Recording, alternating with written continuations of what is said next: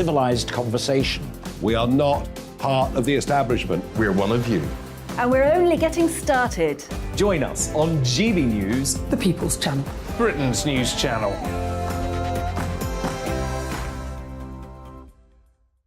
Hi there, it's Stephen and Anne. At breakfast from 6 a.m, you'll always be caught up with everything you need to know, the latest headlines, opinions and debates. We'll bring you the good news and the bad, but most of all, we're here for you. Remember, send in your views and let us know what you would like us to talk about. That's because we're your news channel. And every morning at 6 a.m, it's breakfast on GB News. My name's Tom Harwood and join me 9:30 a.m. every weekday for The Briefing, your one-stop shop for everything you need to know about what's going on in politics today. I wonder if this is a deal that might need to be like the biscuits in this factory, twice baked. Is there not an opportunity here to win out against the extremes? Tom Harwood, GB News. What are you going to do about it? Things should have been done differently, and they certainly are being done differently. Don't miss it. The Briefing with me, Tom Harwood, 9:30 Monday to Friday on GB News. Where would you like to go? Just take me to the studio, please, mate. You know where you're going. I've got a show to do. Friday Night Feast on GB News, 7 p.m. And it's like nothing you've ever seen before. We take a different angle on the week's biggest news stories. The viewers and listeners set me some absolutely mad challenges to do. We tried to rehome a rescue dog. And yes, there's some other wacky stuff in there as well. I feel like I could take on the world. Well, that's that. Friday Night Feast with me, Patrick Christie's, every Friday, 7 till 9 p.m. on GB News. Be there.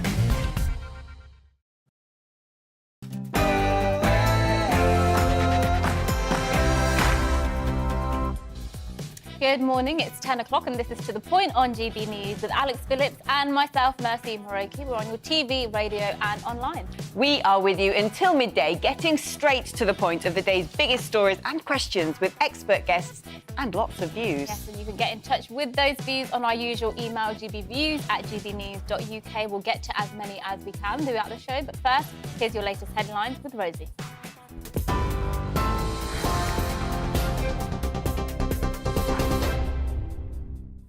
Good morning, it's 10 o'clock. I'm Rosie Wright, keeping you up to date on GB News.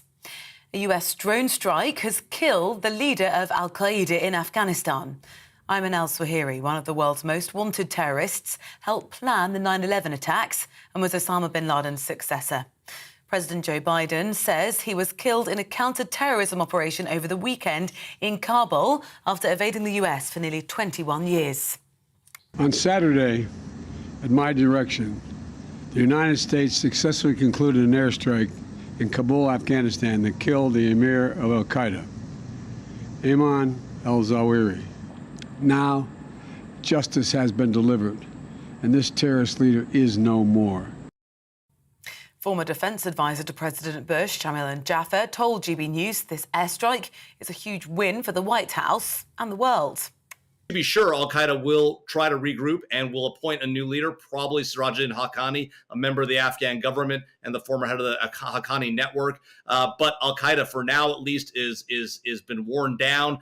They will come back, though, and the key is to keep the pressure on them, both in the United States to prevent attacks in the United States, but also against our allies in the UK and Europe. BP's second quarter profits have more than trebled amid soaring oil and gas prices. The energy giant reported a profit of nearly £7 billion. That's the highest in 14 years and the second highest figure in the firm's history. That compares with £2.3 billion a year ago. Well, energy bills could reach more than £3,600 this winter. It's research from the consultancy Cornwall Insight. They say hundreds of pounds more than previously expected are anticipated for England, Wales and Scotland. Rising prices are already affecting millions of households, with UK inflation at its highest in 40 years. British Airways has suspended the sale of short-haul flights from Heathrow for at least a week. The airlines temporarily halted ticket sales for domestic and European services, saying it was in response to Heathrow's request to limit new bookings. Last month, Heathrow announced a daily limit of 100,000 passengers a day until mid-September.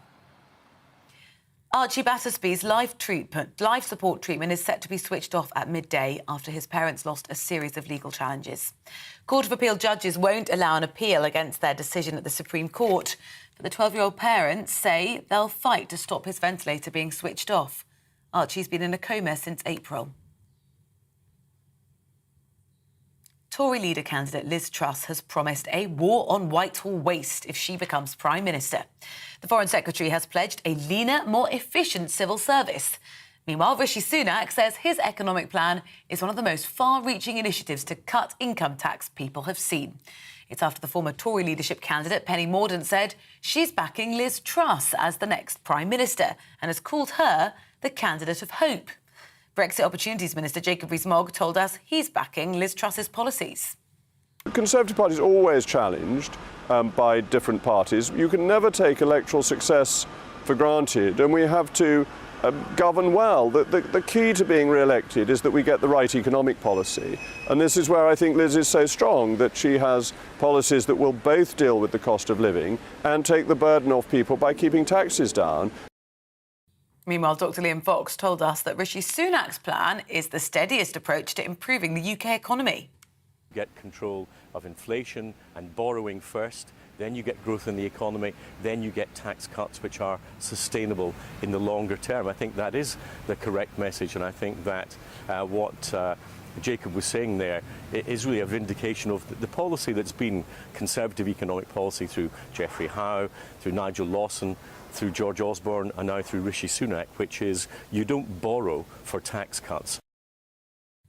Labour has called for the Lionesses to be honoured for their historic Euro 2022 victory. The party's urging the government to build on the success of the England women's football team with a new bank holiday and acknowledging the Lionesses in the New Year's honours list. Well, the Lionesses captain, Leah Williamson, says her team have changed the game, hopefully in this country and across the world. Hundreds of thousands of people with type 1 diabetes in England will soon have access to a life-changing gadget. There'll be no need for a scan or a finger prick test to track their blood sugar levels. NHS England says a new arm tech will send that information to a mobile app at all times. This is GB News. I'll bring you more as it happens. Now let's head back to the point.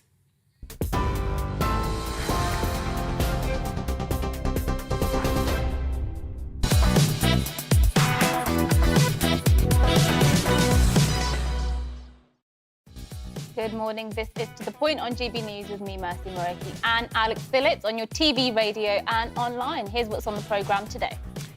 The leader of Al-Qaeda, Ayman al-Zawahiri, has been killed in a drone strike in Afghanistan. President Joe Biden has confirmed. The successor to Osama bin Laden was one of the key plotters of the September 11 attacks. We speak with former NATO commander to ask what this means for the West. And former leadership candidate Penny Mordaunt has backed Liz Truss for Conservative leader in the latest blow to Rishi Sunak's campaign. Truss remains the front runner to win the leadership campaign after last night's hustings in Exeter. But can Rishi still make ground? We'll discuss. And we've got the latest from Birmingham as the Commonwealth Games gets into full swing, with England dominating in the gymnastics with an incredible 4 gold medals won yesterday. That's all coming up and much more as well across the programme. We're here with you until midday as usual, and you can get in touch with your views. gbviews@gbnews.uk is the email. But first, Alex gives her views on the West's lack of a long-term vision.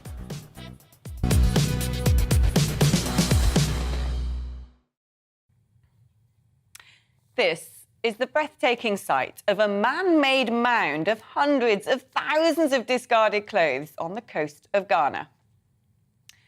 Clothes dumped from the UK in Africa. When we're done with them, 15 million items are shipped in vast containers into Ghana every week, ostensibly for resale across Africa.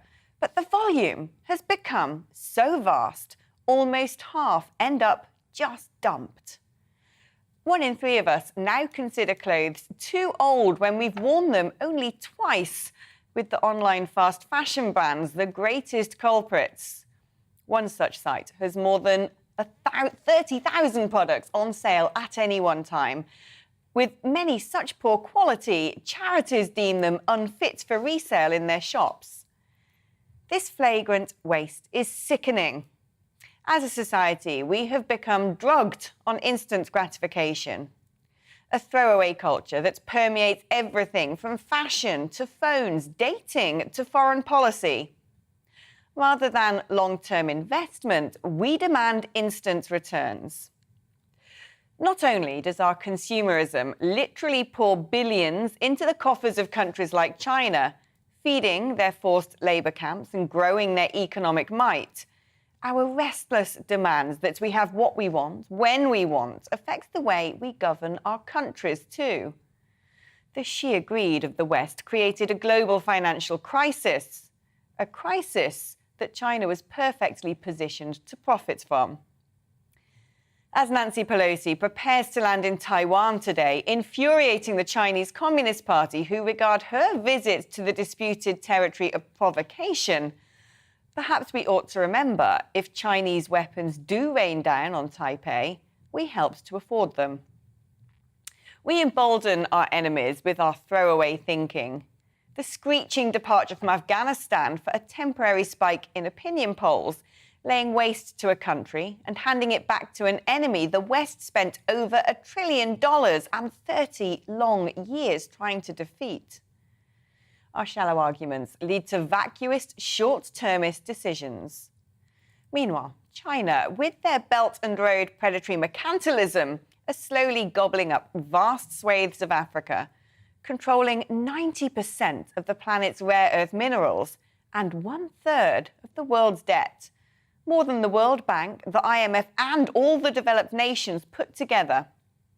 As Pelosi touches down in Taiwan, a photo call alongside pictures of the Taliban chief taken out by American missiles in the dead of last night.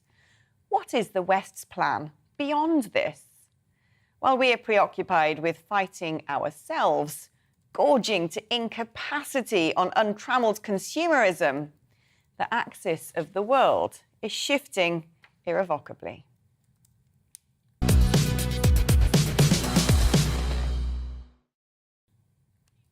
Well, the leader of terrorist group Al-Qaeda, Ayman al-Zawahiri, was killed in a drone strike carried out by the CIA in Afghanistan, the US government has confirmed. Yes, well, al-Zawahiri was one of the world's most wanted terrorists. He helped plan the 9/11 attacks of 2001 and was Osama bin Laden's successor. While speaking in Washington, D.C., President Joe Biden said this. On Saturday, at my direction, the United States successfully concluded an airstrike in Kabul, Afghanistan, that killed the emir of Al-Qaeda, Ayman al-Zawahiri. Now, justice has been delivered, and this terrorist leader is no more. Well, here to bring us up to date on the facts and what has happened is our Home and Security Editor, Mark White. Mark, thank you for joining us. What do we actually know about what went on last night? Well, we know it was a drone strike. It was actually Sunday that this drone strike took place in a residential area of the Afghan capital, Kabul. We're just hearing about it with the confirmation that came through from the US State Department and, of course, the President of the United States, Joe Biden, last night. But this is a very significant blow, the most significant blow to Al-Qaeda's leadership since the death of Osama bin Laden in 2011. And it now means, of course, that now just more than 2 decades after the attacks in the United States, which killed almost 3,000 people, justice has finally been served on one of the key conspirators behind that plot to fly those airliners into the Twin Towers, into the Pentagon and into a field, of course, in rural United States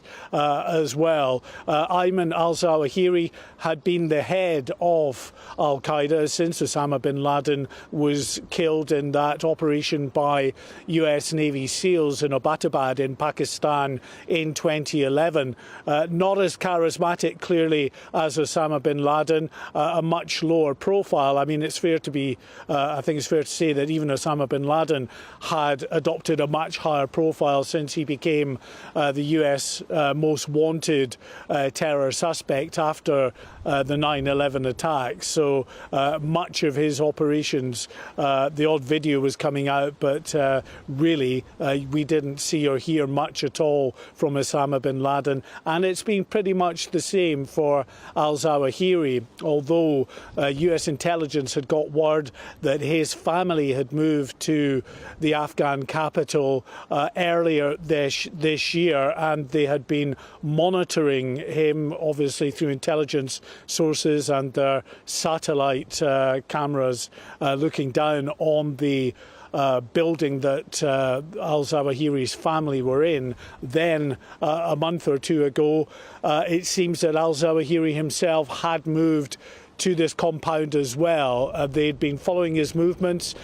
He didn't leave that compound, but he did on occasions go out fairly regularly onto the balcony, and they had actually, at the insistence of the American president, carried out all kinds of analysis of the building itself, the structure of the building. They wanted to make sure that in firing these Hellfire missiles that there was no collateral damage, that they only took out al-Zawahiri, and that, according to US authorities, is what they seem to have done. The Hellfire missiles, 2 of them launched from a drone, took out al-Zawahiri as he was on the balcony, but his family, other civilians that were in that building, in that complex at the time, according again to the Americans, were not injured. That hasn't stopped, of course, the Taliban government in Kabul from condemning this particular attack. But as I say, a very significant day for the United States and their allies in their hunt to bring the perpetrators of the 9/11 attacks to justice. Mark, thank you very much. A very significant day indeed. And joining us now to discuss this in more detail is Rear Admiral Chris Parry, who has 36 years in the Royal Navy as an aviator and warfare officer. Good morning. Always great to have you on the show. How significant is this for America's war on terror, and in some aspects, the West's war on terror? Well, I think it's a bit of a footnote, to tell you the truth. It's unfinished business. This is somebody that the United States has been after for some time. He's obviously revealed himself in Kabul. I think the CIA or the FBI have been tracking him for some time.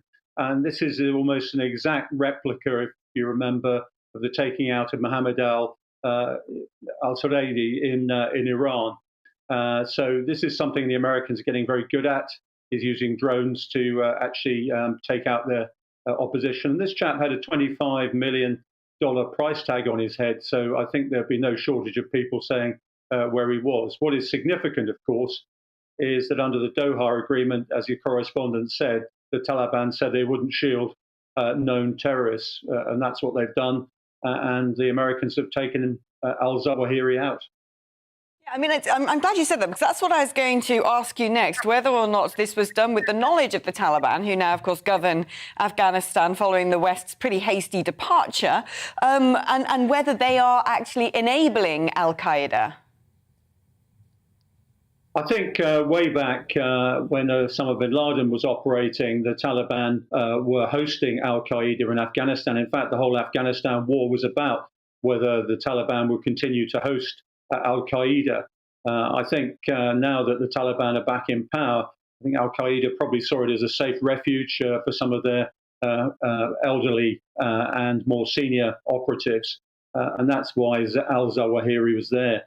I mean, what is significant is that the Taliban have moved very quickly to clear up the site and remove the family of al-Zawahiri, to remove any sort of indication they were there. So they're clearly wary of the fact that the Americans might take more punitive action against them, or indeed Al-Qaeda still operating in Afghanistan. What America's made very clear is they won't tolerate Afghanistan being used as the base for any terrorist action in the future. One assumes with al-Zawahiri taken out that there will be someone else waiting to assume top command of Al-Qaeda. Does this mean that they could grow to once again become a domestic security threat for the West? No, I don't think so. I think the further we get away from Osama bin Laden, the prestige of whoever takes over from Zawahiri is going to be much diminished. And I think Al-Qaeda as a brand is significantly reduced nowadays. You've got lots of other more vibrant and insurgent groups that are coming up to take over. But overall, I would say that the scale of Islamic terrorism is on the wane. We've got bigger threats to face now. We've got great power competition with China and Russia. Iran itself, of course, is becoming a problem in the greater Middle East. And I think as we get towards 2025 and the ability of Iran to have a nuclear weapon of its own, we're going to see the whole face of terrorism changing, to tell you the truth, away from these old organizations and systems into something quite new. Are you content with the leadership hopefuls Rishi Sunak and Liz Truss? Are you content with what they've been saying on what they would do with defence? Because there has been calls by many in the military community that we need to actually up massively our defence spending to 3% perhaps. I'm always wary of people asking for more resources before they know what they want to do with them. What I'd like to see is a review of the integrated review that happened last year. I think it was largely coherent. It was good for Great Britain. It was one of the best I've seen since 1998. And I think what we need to do is see how we can best resource that integrated review to reflect the realities of what we're seeing in front of us. What I am clear about is almost everybody I talk to seems to think that the war in Ukraine justifies any agenda they seem to have, whether it's tanks all the way through to unmanned vehicles. What we have to do is look at it very coldly and clinically, learn the lessons properly from what's going on in Europe at the moment, and then say, what does it mean for our strategic competition with these totalitarian states, Russia, China, and Iran? What I am also sure about is that Britain does certain things really well. We're a good maritime nation. We're good at providing high-impact, low-footprint forces. The last thing we need right now is heavy forces that will be vulnerable, be committed to Europe, when in fact there are people there who can defend Europe, the Germans and the French. We need to do what we do best and what we can resource the best as well. Chris, thank you ever so much for coming on the programme. It's always fascinating to hear your insights. Chris Parry there, who's a former NATO commander. I mean, it's interesting, isn't it, Mercy, that, you know, what Chris was saying was the strategic competition with totalitarian states is perhaps more important now than fighting terrorists on the ground, much like I was saying in the introduction to this segment, that it's about time that our economic policy, our trade policy, our business policy was all integrated into a broader foreign policy, much like China have been doing for decades. I think Tom Tugendhat actually was making this point, I don't know if it was in an op-ed yesterday, that actually all of these things need to be integrated because actually defence, development, our business interests, they're all integrated into one now, and we need to actually start thinking about it in a more holistic way. And perhaps whoever becomes Prime Minister next can sort of rearrange the department so that they are more integrated, and we are thinking in that way, especially with the threat of Russia and other enemies who are so economically intertwined with us in a way that perhaps Afghanistan wasn't.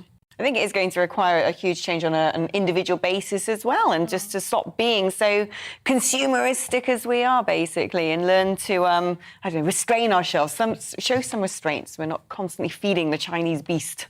Well, let us know what you think. GBViews at gbnews.uk. But after the break, we'll be giving you all the latest developments from the Tory leadership race. Does Liz Truss have it in the bag?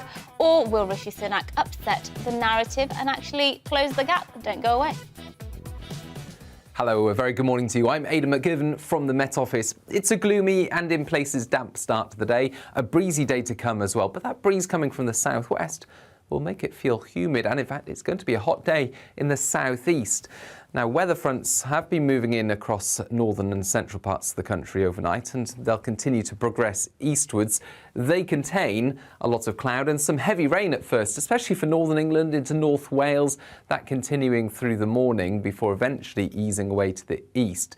Nevertheless, it stays cloudy, it stays breezy, it stays damp in places, particularly northern and western England as well as Wales. Brighter skies for Scotland and Northern Ireland, a few showers in the far northwest where it will be fairly windy here. But towards the southeast, well, avoiding the rain once again and hot and humid with temperatures reaching the high 20s, even 30 Celsius.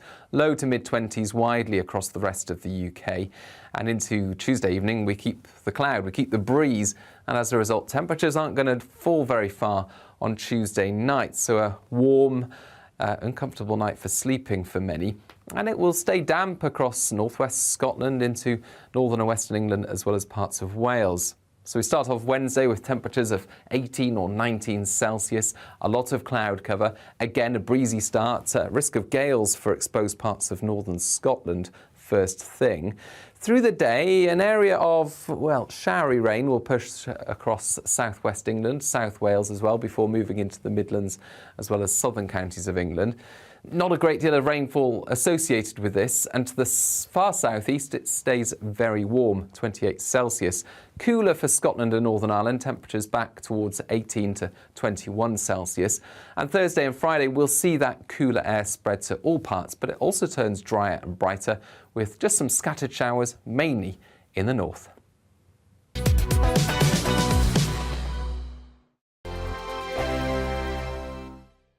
We are GB News. We're right across this great nation. On TV. On radio. On digital. Absolutely everywhere. We don't talk down to you. We embrace all voices with honest and civilised conversation. We are not part of the establishment. We're one of you. And we're only getting started.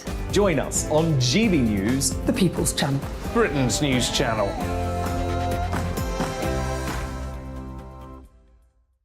Hi there, it's Stephen and Anne.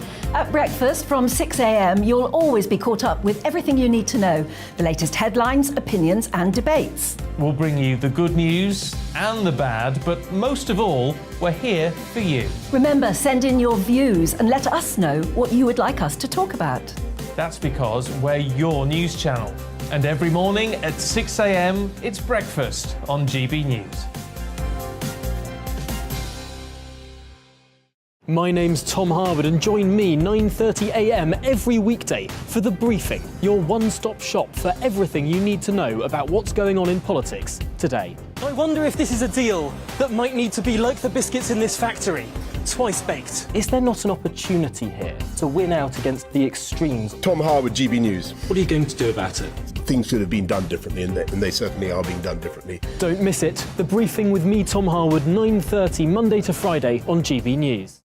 Where would you like to go? Just take me to the studio, please, mate. You know where you're going. I've got a show to do. Friday Night Feast on GB News, 7 p.m. And it's like nothing you've ever seen before. We take a different angle on the week's biggest news stories. The viewers and listeners set me some absolutely mad challenges to do. We tried to rehome a rescue dog. And yes, there's some other wacky stuff in there as well. I feel like I could take on the world. Well, that's that. Friday Night Feast with me, Patrick Christie's, every Friday, 7 till 9 p.m. on GB News. Be there.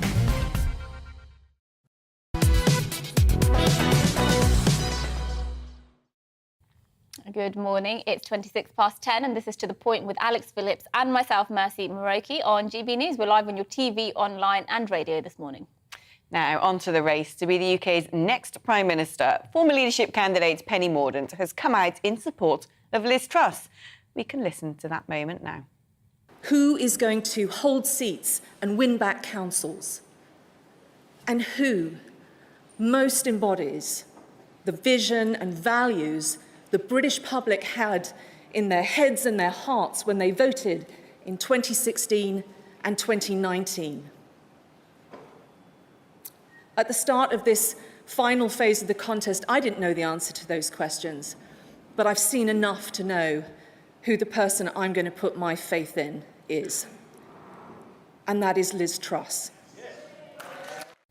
Well, that was a Penny Mordaunt there, declaring her support for Liz Truss to be the next Prime Minister. Of course, Truss remains the front-runner to win the leadership race. That comes after last night's hustings in Exeter, in which her and her rival, Rishi Sunak, were quizzed on issues of immigration, policing and the union. Earlier, GB News spoke to Jacob Rees-Mogg regarding how Rishi Sunak handled the economy and if that posed a threat to Liz Truss. We have a debt-to-GDP ratio of below 60%.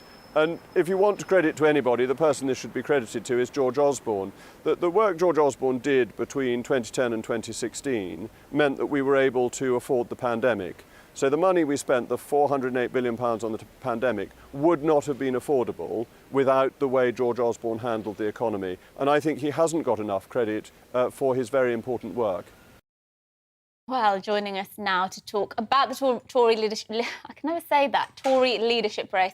While we're hoping to be joined, he has just gone, but we will be joined by Deputy Editor of Conservative Home, Henry Hill. I think it's interesting that Penny Mordaunt has come out in support of Liz Truss, because she now has, when you look at the polls in terms of who Conservative Party members want to be in the cabinet and who has the most popularity. You know, people like Tom Tugendhat are very much up there. Penny Mordaunt's up there. I don't think Kemi Badenoch has come out in support of any candidate yet, but she has lots of support among some of the favourites, amongst Conservative Party members, which is only, of course, going to go in her favour, especially because I think something like 10 cabinet members have now come out in support of her. Yeah, I wonder, look, the cynic in me always says that politicians are extremely good at licking their finger, sticking it up and seeing what direction the wind is blowing. And a lot of these people might be vying for top jobs in the cabinet. And also when it comes to Liz Truss, she seems to be, because she isn't sort of the most forthright and strident of characters, you know, she doesn't have bags and bags of charisma,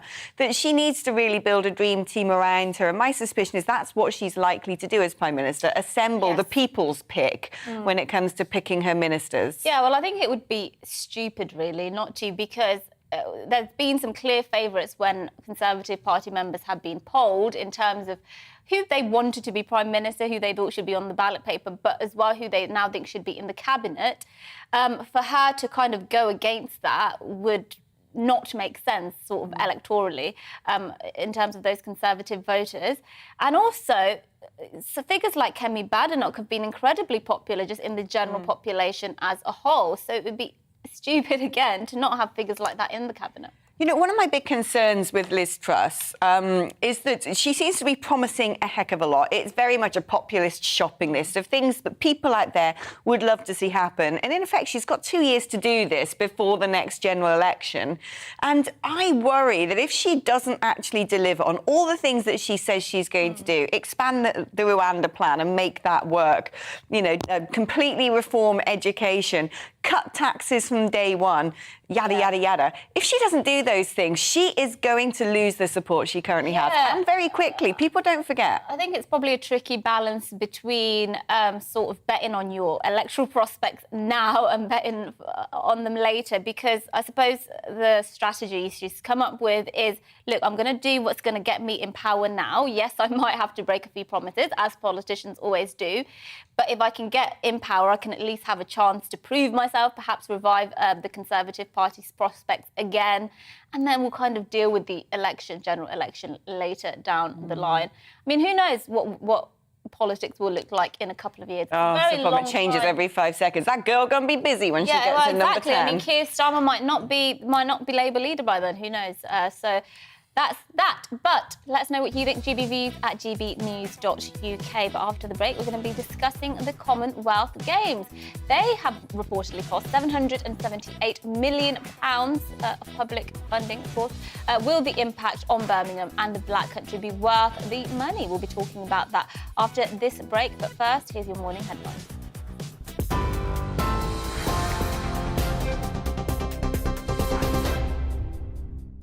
Good morning, it's 10:31. I'm Rosie Wright, keeping you up to date on GB News. A US drone strike has killed the leader of Al-Qaeda in Afghanistan. Ayman al-Zawahiri, one of the world's most wanted terrorists, helped plan the 9/11 attacks and was Osama bin Laden's successor.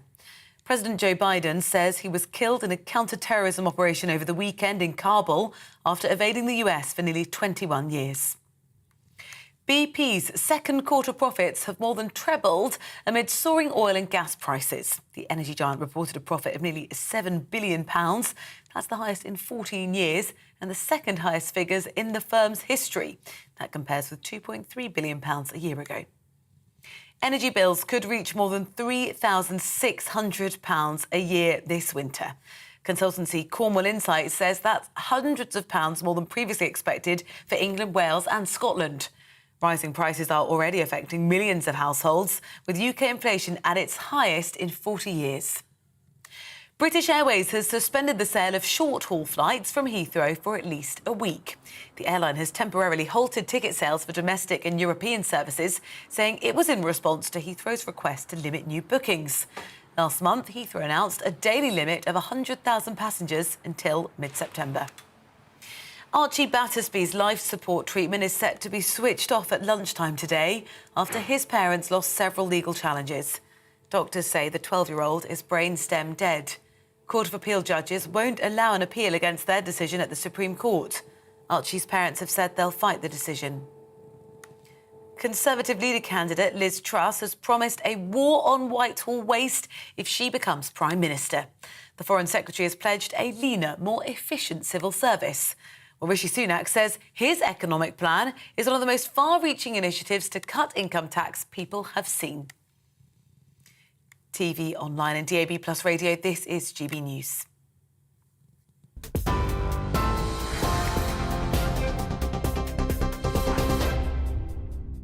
Direct Bullion sponsors the Finance Report on GB News for gold and silver investment. Here's a quick snapshot of today's markets. The pound is 1.220 to the dollar and the pound is 1.191 to the euro. The price of gold currently stands at £1,454 and 55 pence per ounce. Direct Bullion sponsors the Finance Report on GB News, investments that matter. We are GB News. We're right across this great nation. On TV, on radio, On digital, absolutely everywhere. We don't talk down to you. We embrace all voices with honest and civilised conversation. We are not part of the establishment. We're one of you. And we're only getting started. Join us on GB News, The People's Channel. Britain's news channel.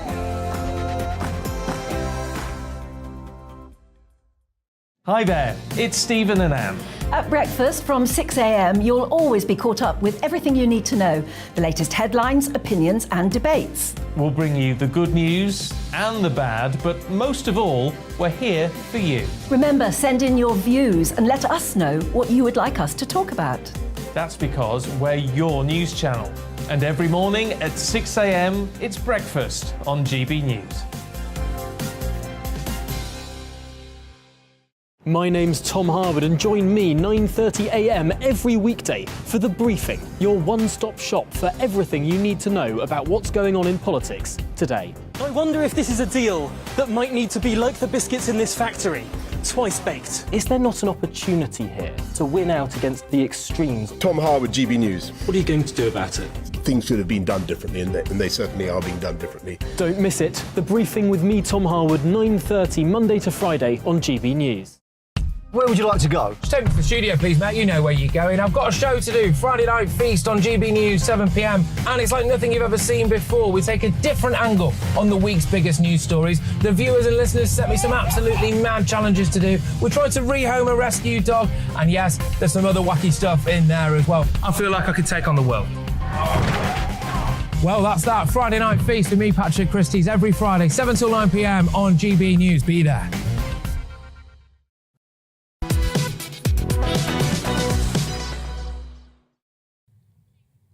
It's 10:36. This is To The Point with Alex Phillips and Mercy Morogi on GB News. We're live on your TV, online and on your radio this morning. Yes, now joining us now to talk about what we were discussing just before the break, that Tory leadership race, is Deputy Editor of Conservative Home, Henry Hill.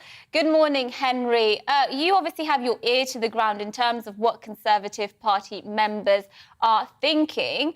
What's the latest evidence as to who they think should be the next Prime Minister? Every single point of data that we have points to Liz Truss winning. There's a recent poll out by Techne which suggests that margin is maybe slightly narrower than some other polls suggested, but it doesn't change the fact that there is currently no hard evidence for the idea that Rishi Sunak is going to win. He's still behind. None of the hustings so far have really allowed him to turn that around. I mean, surely her popularity is growing off the back of all of her promises. And, you know, if you can keep track of it all, I'm sure you can better than me. She's reforming education. She's cutting taxes. She's stripping back the civil service, extending the Rwanda plan. She's doing trade deals around the world, growing the economy, dropping the kids off at school, walking your neighbour's dog. I mean, is she going to be able to actually deliver all of this? I mean, I think that was always Rishi Sunak's strongest case, was that Trussonomics had some pretty big holes in it. I think the biggest sign of that was when during one of the debates, he pressed her on the fact that the only economist who supports her plan, or that she could name, that supports her plan for all of these sort of vast unfunded tax cuts, is Patrick Minford, who also believes that it will kick up interest rates, which he thinks is a good thing, but lots of mortgage holders won't.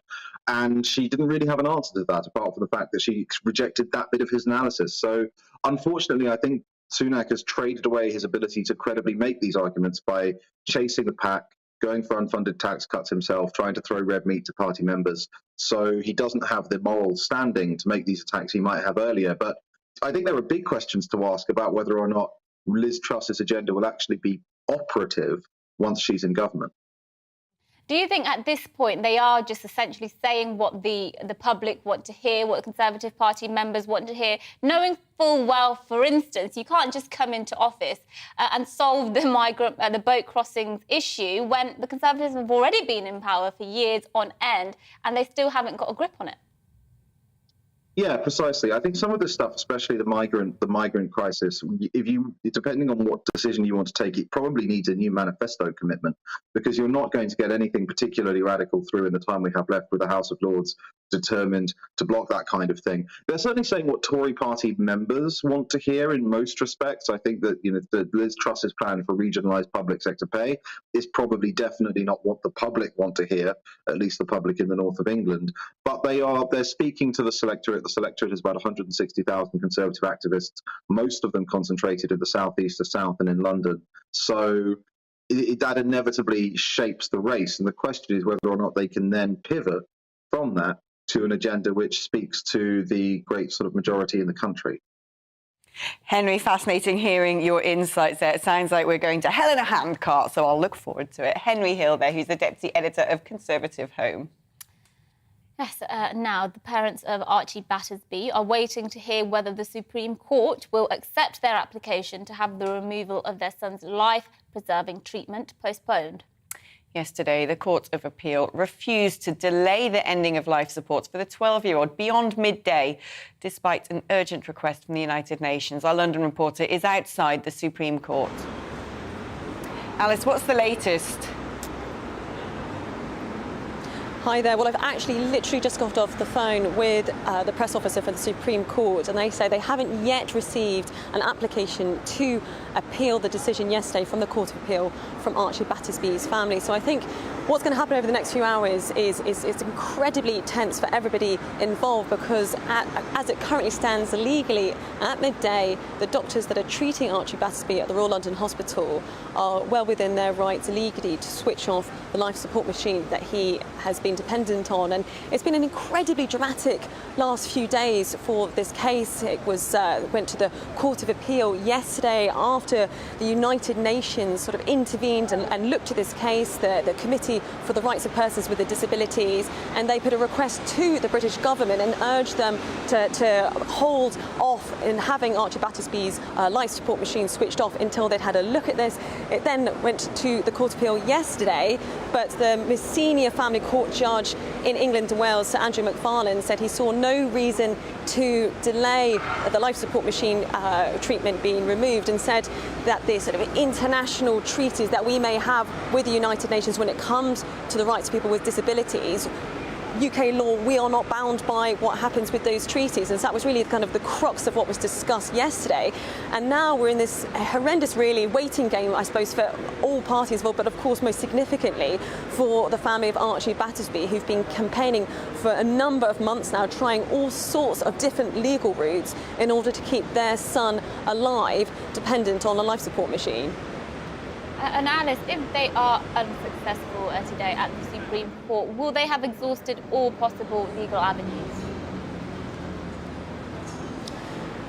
The only one that they haven't pursued is going down the European Court of Human Rights. And my understanding is that the reason that they haven't gone down that so far is because they were concerned it would be sort of rejected outright and it wouldn't be looked on favourably in a similar sort of situation that we saw with Charlie Gard. And it's important to stress that, I mean, they have tried a number of legal avenues already. This has gone to the High Court twice.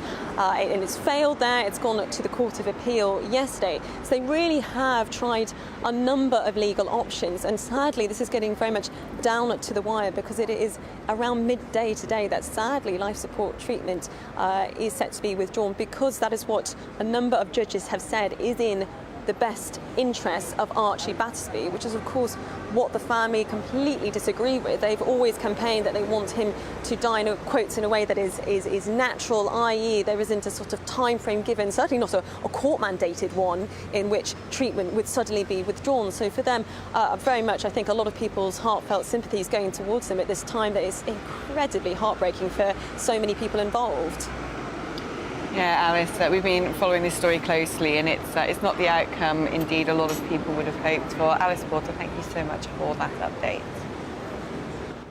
Yeah, very difficult one there, isn't it? Quite tragic. We were, for those listening to us on radio, we were showing footage of, I think, Archie's mum. Archie's mum had taken of her sort of holding his hand while he's on his hospital bed, and I think she was trying to suggest that he was actually sort of gripping her hand. And for our TV viewers, there it is again. I think she was saying she could actually feel him sort of gripping her hand. And when you think, you know, his mother is obviously in a position where she truly believes with every fibre of her being that he is not dead. The doctors say he's brainstem dead, or likely dead. It's just an impossible position to be in, and it's very tragic for the family that his life support does look like it will be switched off at midday. Yeah, no, it's just tragic all around, isn't it? Yes. Now, moving on to something else. The Great British Beer Festival, a celebration of the best British and international beers, ciders and perries, gets underway today. Our reporter Ellie Costello has arguably the best gig of the day and is down in West London for us. Ellie, how are you doing? It's 11:15 in the morning. Are you still able to stand upright and talk in whole sentences?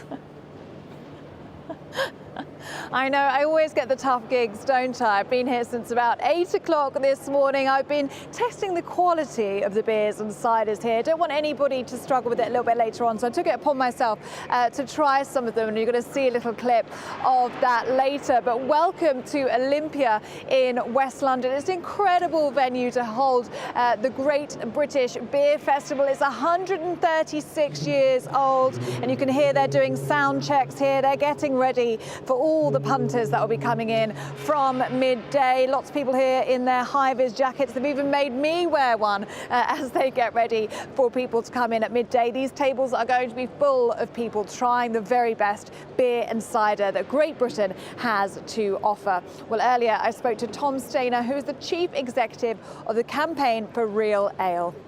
Well, it's fabulous to be back in Olympia. It's fabulous to see our hundreds and hundreds of volunteers back again, working so hard to deliver this brilliant festival, probably the biggest one in the country. And most importantly, it's fabulous to be able to offer such a wide range of ciders, beers, perries and food to the visitors that are going to come over the week to enjoy what we've got to offer here. And the hospitality industry has had a really tough 3 years, hasn't it? One of the things that is concerning people now is obviously the cost of living crisis. And in the latest YouGov poll, 52% of people said that the cost of a pint of beer is now too expensive. So this is just the latest challenge, isn't it, for pubs and for restaurants that are serving alcohol. How do we fix this for punters and for pub owners? Well, the important thing is to support the hospitality industry. You're right, they've had an awful 3 years, so go back to your pub. And it's also important to remember that it's not their fault that the price of pints is so unaffordable. It's actually tax. It's things government can control. So it's alcohol duty, it's business rates the licensees are having to pay. It's all those overheads that they're having to fund and having to pass on to their customers. So if the government could support pubs, the government could cut those taxes, the government could give relief on business rates, the government could cut VAT again, it could support hospitality, it could help us all get back into pubs where we really enjoy spending time with friends and family and enjoy brilliant British real ale, cider and berry. You know what, Merce, I love... Some really good points there. Some really good points there from Tom Stainer. And I also tried some of the beers and ales that are available here, over 1,000 different variations. And it was John Lasser who talked me through some of the flavours. So the first one we have here is the milk stout from the Bristol Beer Factory. Milk stout is a very traditional style of beer. Went out of favour for a number of years, but has made a resurgence in recent times. They add lactose to give it a beautiful milk sweetness, and it's a really nice, easy drinking beer. Okay, oh wait, hang on, I need to try this, John. This looks amazing. So the reason why John picked this one is because I said I really like Guinness, so apparently this is the closest thing that we might have. Okay, so here we go. Cheers, Sláinte, as they say in Ireland. No, that's good. That's nice. That's kind of creamy. Very creamy. That's the flavour. The flavour from the lactose gives it a beautiful creamy mouthfeel. It's a really easy drinking beer.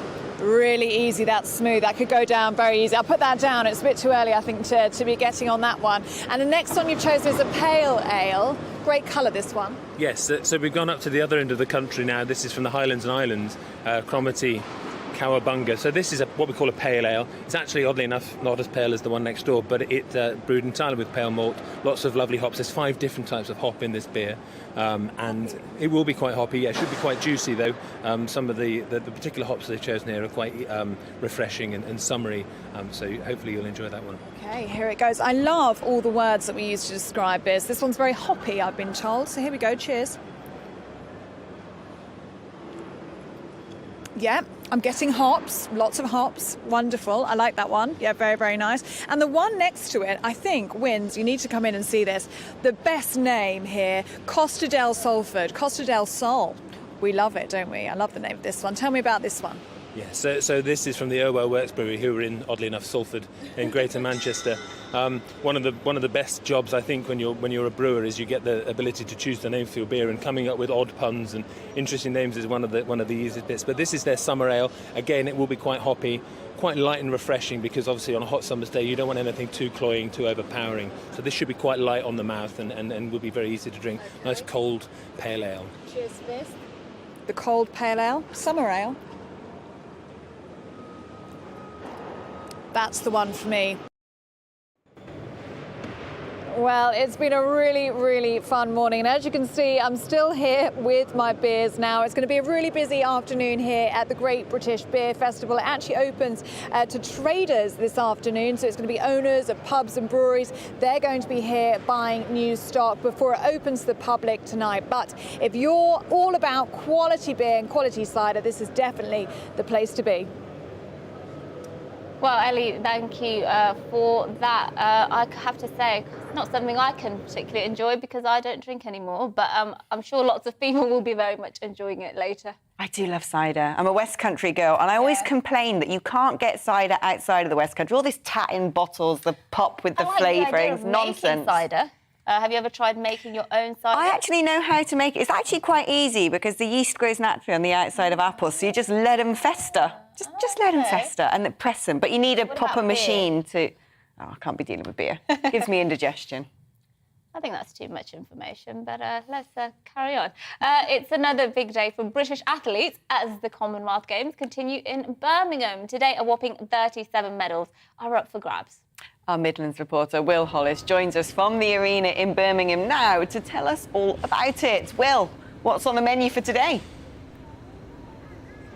Yeah, good morning. Another big day for anybody that's competing, as well as anybody that's come to Birmingham to watch the Commonwealth Games for the 2022 events. Right now where we are is just along the canal at the Arena Birmingham. This is the epicentre of everything that's been happening for the gymnastics. There's been events going on throughout the last few days, but the big one for England really was last night. If you had the telly flicked on and you managed to catch some of the gymnastics, you were probably blown away by the magnificent elegance and the strength of some of those athletes. Just to give you a bit of an idea, forgive me for the death by numbers, there were 5 events that took place yesterday, and in 4 of them England got a gold, as well as other English athletes that received bronzes and that sort of a thing. A couple of names just to read out for you. Jake Jarman, only 20 years old, he won a gold last night. He also has won 3 throughout this competition so far, as well as Georgia Fenton. She's won 2 golds in this competition so far, as well as Courtney Tulloch. He's one of my favourites just because on the rings, his position like that, you can see the strength of that man, but also on his dismount, he really is quite elegant and it's fantastic to watch.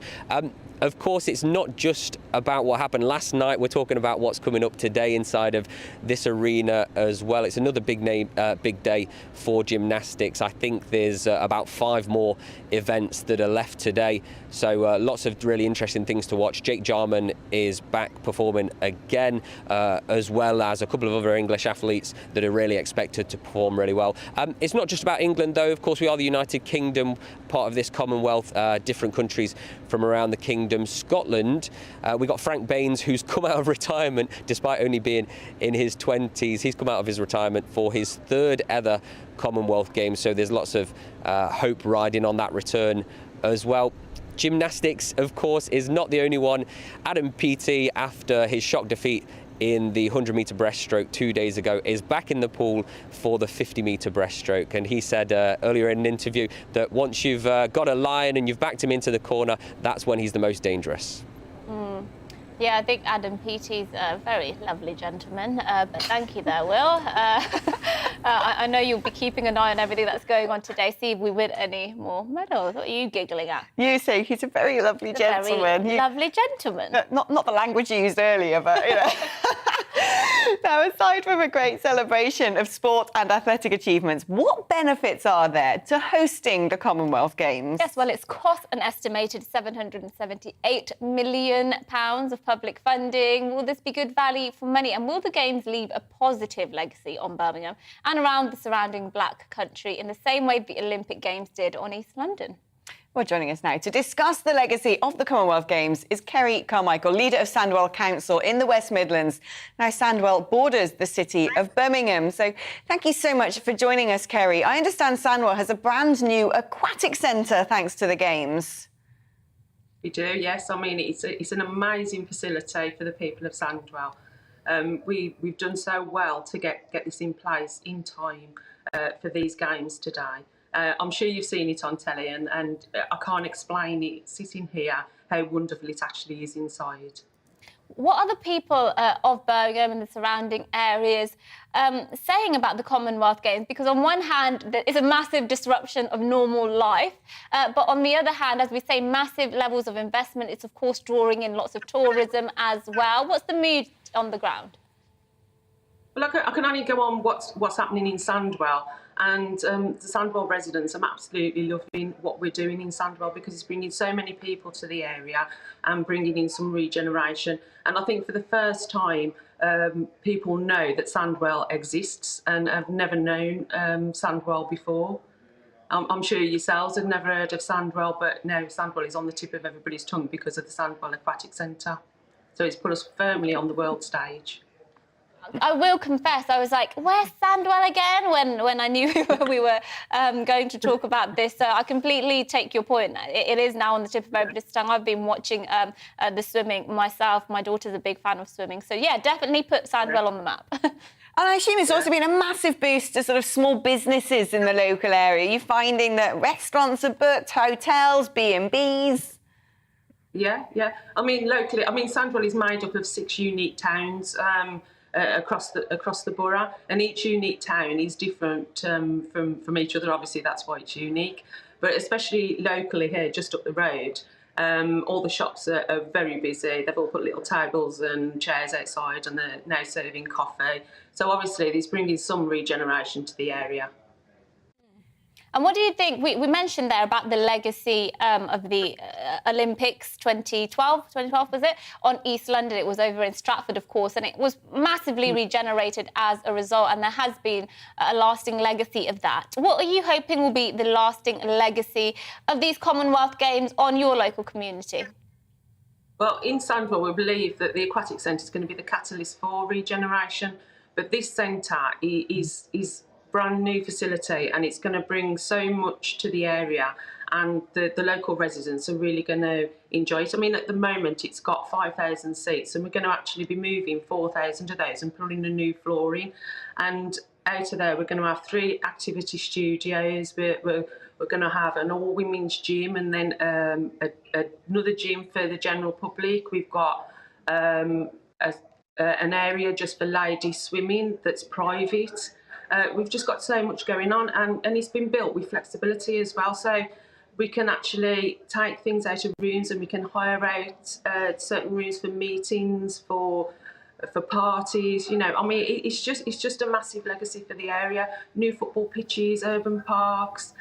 It's just going to be amazing. I'm just so proud to be a Sandwell resident and obviously leader of Sandwell at the moment with this facility here. Kerry, thanks ever so much for coming on the programme with that absolutely wonderful Birmingham accent as well. I love the Bummy accent, Kerry Carmichael, leader of Sandwell Council. Yeah, Black Country accent, thank you. It's so warm. Get it right. Oh gosh, you get that wrong and you're in big trouble. I'll be chased out with pitchforks if I dare set foot in the area. Oh, well, that was Kerry Carmichael, who's leader of Sandwell Council. I think it's great when an area gets massive regeneration. It just draws people, it makes it a more appealing, attractive place for other people to live. We know that London, has it all, but it's great to see places further up north getting that, cash and investment as well. But keep your thoughts coming in to us, GBViews at gbnews.uk. We've got some we're waiting to read out. We'll be going to those very shortly. But before that, here's your latest headlines with Rosie.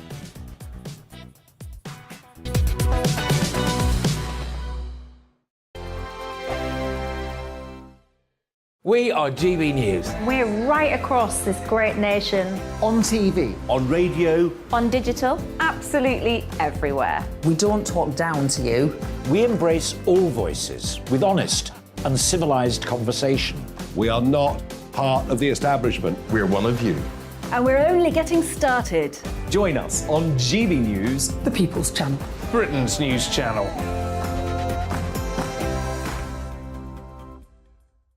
Hi there, it's Stephen and Anne. At breakfast from 6 a.m, you'll always be caught up with everything you need to know, the latest headlines, opinions and debates. We'll bring you the good news and the bad, but most of all, we're here for you. Remember, send in your views and let us know what you would like us to talk about. That's because we're your news channel. And every morning at 6 a.m, it's breakfast on GB News. My name's Tom Harwood and join me 9:30 a.m. every weekday for The Briefing, your one-stop shop for everything you need to know about what's going on in politics today. I wonder if this is a deal that might need to be like the biscuits in this factory, twice baked. Is there not an opportunity here to win out against the extremes? Tom Harwood, GB News. What are you going to do about it? Things should have been done differently, and they certainly are being done differently. Don't miss it. The Briefing with me, Tom Harwood, 9:30 Monday to Friday on GB News. Where would you like to go? Just take me to the studio, please, mate. You know where you're going. I've got a show to do. Friday Night Feast on GB News, 7 p.m. And it's like nothing you've ever seen before. We take a different angle on the week's biggest news stories. The viewers and listeners set me some absolutely mad challenges to do. We tried to rehome a rescue dog. And yes, there's some other wacky stuff in there as well. I feel like I could take on the world. Well, that's that. Friday Night Feast with me, Patrick Christie's, every Friday, 7 till 9 p.m. on GB News. Be there.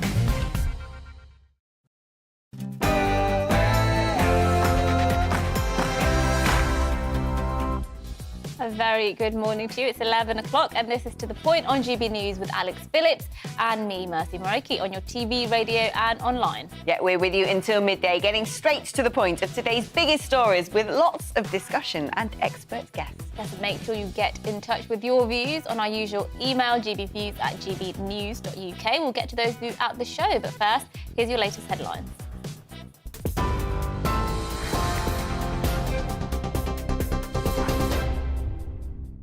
Good morning. It's just 1 minute past 11. I'm Rosie Wright, keeping you up to date on GB News. A US drone strike has killed the leader of Al-Qaeda in Afghanistan. Ayman al-Zawahiri, one of the world's most wanted terrorists, helped plan the 9/11 attacks and was Osama bin Laden's successor. President Joe Biden says he was killed in a counter-terrorism operation over the weekend in Kabul after evading the US for nearly 21 years. On Saturday, at my direction, the United States successfully concluded an airstrike in Kabul, Afghanistan that killed the emir of Al-Qaeda, Ayman al-Zawahiri. Now, justice has been delivered, and this terrorist leader is no more. The former defence advisor to President Bush, Jamil N. Jaffer, told GB News this airstrike is a huge win, not only for the White House, but also for the world. To be sure, Al-Qaeda will try to regroup and will appoint a new leader, probably Sirajuddin Haqqani, a member of the Afghan government and the former head of the Haqqani network. But Al-Qaeda, for now at least, is been worn down. They will come back, though, and the key is to keep the pressure on them, both in the United States to prevent attacks in the United States, but also against our allies in the UK and Europe. BP's second quarter profits have more than trebled amid soaring oil and gas prices. The energy giant reported a profit of nearly £7 billion. That's the highest in 14 years, the second highest figure, too, in the firm's history. That compares with £2.3 billion a year ago. Energy bills could reach more than £3,600 a year this winter. Consultancy Cornwall Insight says that's hundreds of pounds more than previously expected for England, Wales and Scotland. Rising prices are already affecting millions of households, with UK inflation at its highest in 40 years. British Airways has suspended the sale of short-haul flights from Heathrow for at least a week. The airline has temporarily halted ticket sales for domestic and European services, saying it was in response to Heathrow's daily limit of 100,000 passengers that they imposed until mid-September. Almost 700 migrants crossed the Channel yesterday. That's a daily record for the year so far. Latest figures from the Ministry of Defence showed 696 individuals made the journey in 14 boats. Large groups of migrants, including young children, were seen being brought ashore in Ramsgate before leaving the Kent port on buses. Archie Battersby's life support treatment is set to be switched off at midday today after his parents lost a series of legal challenges. Court of Appeal judges won't allow an appeal against their decision at the Supreme Court, but the 12-year-old's parents say they'll fight to stop his ventilator being switched off. Archie's been in a coma since April. Tory leader candidate Liz Truss has promised a war on Whitehall waste if she becomes Prime Minister. She's pledged a leaner, more efficient civil service. The Brexit Opportunities Minister, Jacob Rees-Mogg, told us he's backing her policies. The Conservative Party is always challenged by different parties. You can never take electoral success for granted, and we have to govern well. The key to being re-elected is that we get the right economic policy. And this is where I think Liz is so strong, that she has policies that will both deal with the cost of living and take the burden off people by keeping taxes down. Well, meanwhile, Rishi Sunak says his economic plan is one of the most far-reaching initiatives to cut income tax people have seen. Conservative MP Dr Liam Fox told us that Rishi Sunak's plan is the steadiest approach to improving the UK's economy. Get control of inflation and borrowing first, then you get growth in the economy, then you get tax cuts which are sustainable in the longer term. I think that is the correct message, and I think that what Jacob was saying there is really a vindication of the policy that's been Conservative economic policy through Geoffrey Howe, through Nigel Lawson, through George Osborne and now through Rishi Sunak, which is you don't borrow for tax cuts. The Labour Party has called for the Lionesses to be honoured for their historic Euro 2022 victory. The party's urging the government to build on the success of England's women's football team with a new bank holiday and acknowledging the Lionesses in the New Year's honours list. Well, the captain, Leah Williamson, says her team have changed the game, hopefully in this country and across the world. This is GB News. I'll bring you more as it happens. Now let's head back to the point.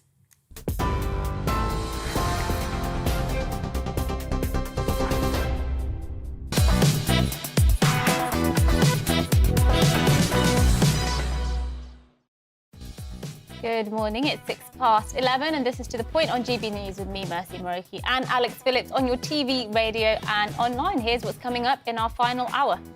The leader of Al-Qaeda, Ayman al-Zawahiri, has been killed in a drone strike in Afghanistan, President Joe Biden has confirmed.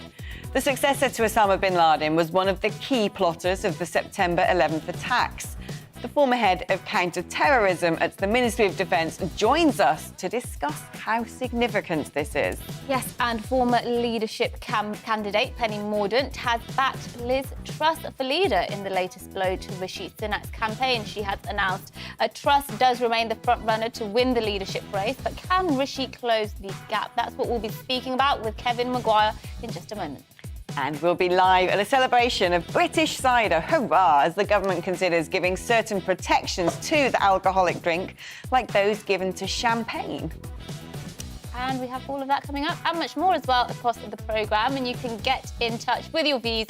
gbviews@gbnews.uk is the email. We'll go to those very shortly.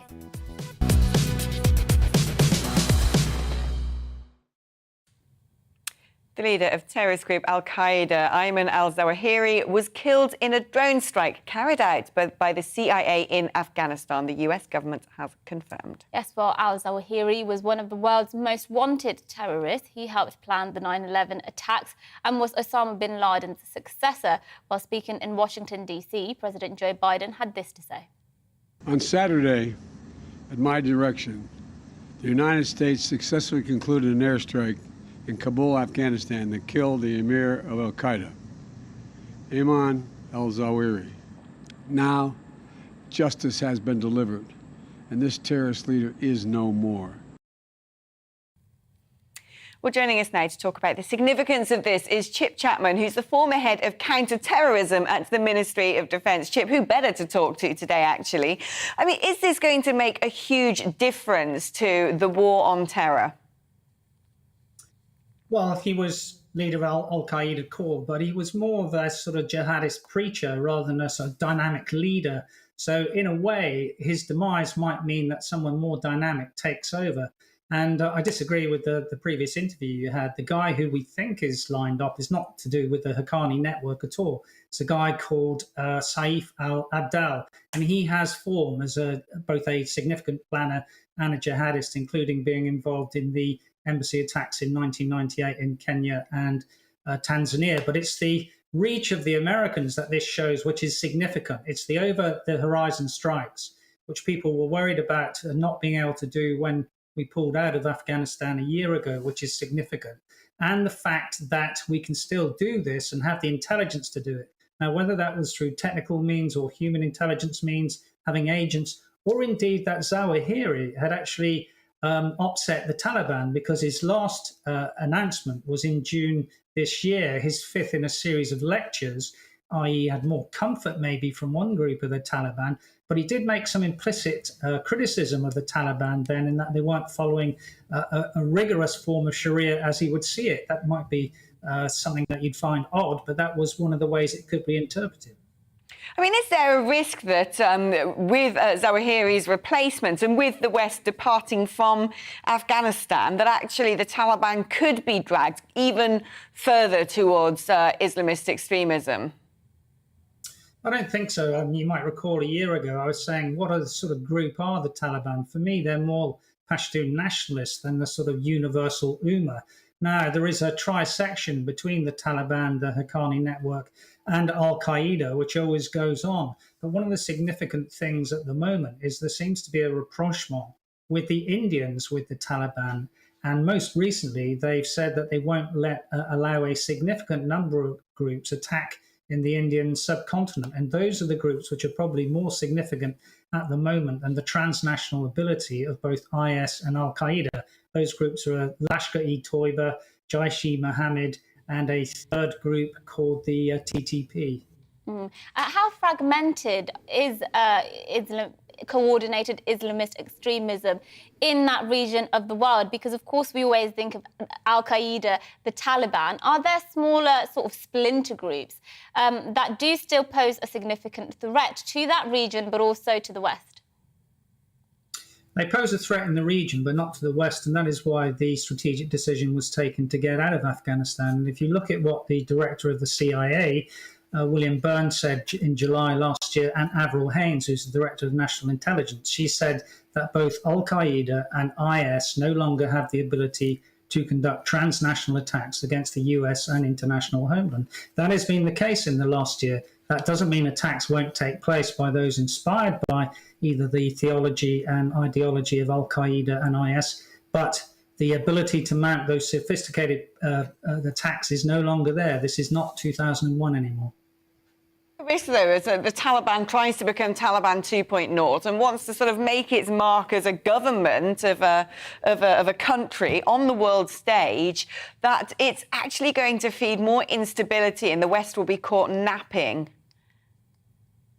Well, I don't think that's the case. Two things can be true at the same time, which they are at the moment. A UN report came out in June this year. The first thing it said there was that Zawahiri had increased comfort and ability to communicate, and that had coincided with the Taliban coming to power. But it also said that reports had credited the Taliban for making efforts to restrain Al-Qaeda and other groups from transnational terrorism. That is what they seem to have done at the moment. The most significant threat to the Taliban is ISK, the Khorasan branch of IS, which have conducted a number of significant attacks in the year since the Taliban took over, including a significant one against the Sikh community in June this year. Biden has said that this drone strike, Zawahiri's killing, will bring closure to the families of the nearly 3,000 victims of the 2001 attacks. Do you think that's accurate, or actually is the idea that just because the figurehead has, or a couple of the figureheads are now dead, does that give a false impression that the issue is sort of closed? Of course it does, particularly if Adel takes over. So, for example, in the Al-Qaeda charter, UBL, Osama bin Laden, was number 1. Adel was number 8. He was one of the most significant players. If he takes over, then there is no closure because we have this endless cycle of terrorism. But this is no longer 2014, 2015. I mean, for example, we all would have remembered the name of Baghdadi when they were marauding across the Middle East. I guess that 999 people out of 1,000 would no longer be able to tell you the name of the leader of IS. They're marginalized and fragmented. And one of the things about Zawahiri was that he was a kind of slowly guy. He wanted to take on the far enemy, America as he saw it, rather than the IS philosophy of why wait? And of course, it was the Americans who took him on and finally ended him.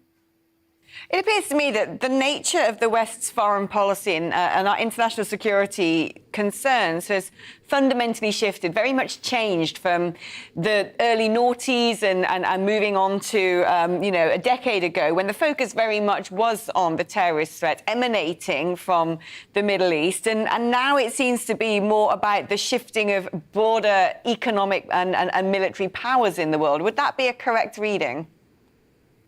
Yeah, I think that'd be largely correct. We've always, it's never been an existential threat, international terrorism. It's always been a case of how you manage it. Now, we had to obviously manage it in a really seriously big way when IS were marauding. They were the principal threat because they were governing territory. But there's always that dilemma for the jihadists, which we call the jihadist governance dilemma. Being an insurgent group is different than the ability to govern. And when they take their procedures and the way they want to do business elsewhere, people don't like it and reject that philosophy. Yeah, absolutely fascinating stuff. Your insights are second to none. Yes, absolutely. Thank you so much for joining us, Chip Chapman there, a former head of counter-terrorism at the Ministry of Defence. Terrorism, that's what I meant to say, not a slurred version of that word. Now, let's move on to some of your views. Lots of you getting in touch. You delivered your monologue earlier on the waste that is happening. Short-term views, really. Yeah, short-term views of the West. And it was you showed those pictures, those graphics of the kinds of clothes that have been deposited in Ghana. Throwaway society, in Ghana.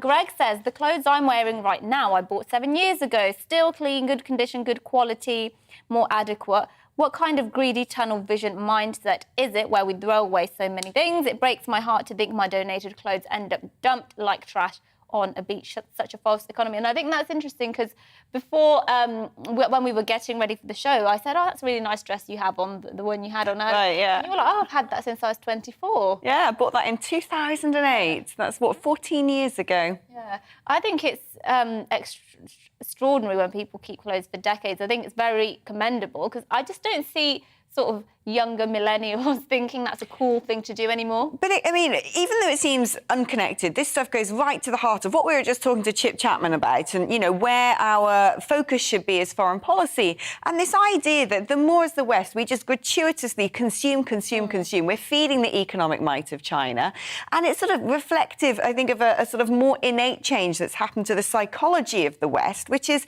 instant gratification, no long-term planning, no strategic thinking. It essentially caused the global economic crisis in 2008, which profited China enormously.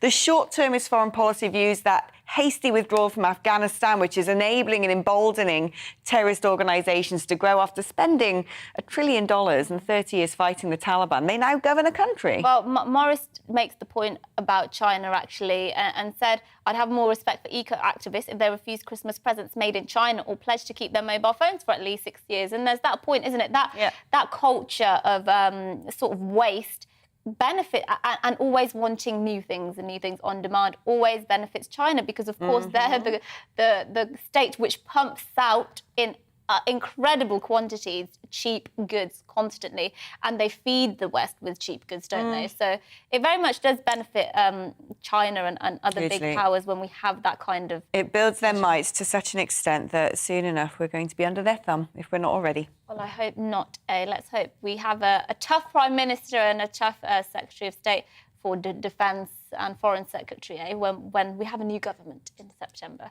But after the break, some might argue that Labour are the real winners from the drawn-out Tory leadership campaigns and debates. But could Sir Keir Starmer be facing some real problems of his own? Well, stay tuned to find out about that after the weather and this short break. Hello again, I'm Aidan McKibben from the Met Office. A breezy but rather humid day, with that breeze coming from the southwest and bringing a lot of cloud with it. The heavier rain that we saw earlier is easing away. It's pushing into the North Sea, and we're left with a couple of weather fronts crossing the country, bringing large areas of clouds, some showery bursts of rain, but also relatively warm and humid air. So a lot of cloud covering the UK on Tuesday afternoon. Spells of mainly light rain across parts of Wales, northwest England, and perhaps the southwest in places as well. The rain turning more showery for Scotland and Northern Ireland. Brighter skies here and feeling warm, 24 Celsius there in Peterhead, but particularly hot in the southeast, where it will stay dry with some sunshine, and 30 Celsius is expected. And it stays dry in the far south and southeast into the evening, whilst the cloudy and damp zone continues across parts of western England and Wales. Further showers and longer spells of rain push into Scotland, a wind strengthening in the northwest of Scotland, and a mild night for all mid to high teens across the board. In some places, temperatures no lower than 19 Celsius. So another cloudy start to the day on Wednesday. Areas of rain crossing South Wales and the southwest, moving into the Midlands, central southern England, avoiding the far southeast. Meanwhile, bright spells and showers for Scotland, Northern Ireland, and then later for northern England and for parts of North Wales. But some brighter skies coming along in the south, and another very warm day, mid to high 20s in the south, high teens, low 20s further north. And it will feel fresher in the north, I think, with showers continuing to arrive into Wednesday evening. Clear spells breaking out across central and southern parts of the UK, and a more comfortable night for sleeping then. So a cooler day expected on Thursday, and into Friday as well. We'll see some sunny spells, but also a few showers in the north. Drier by the weekend.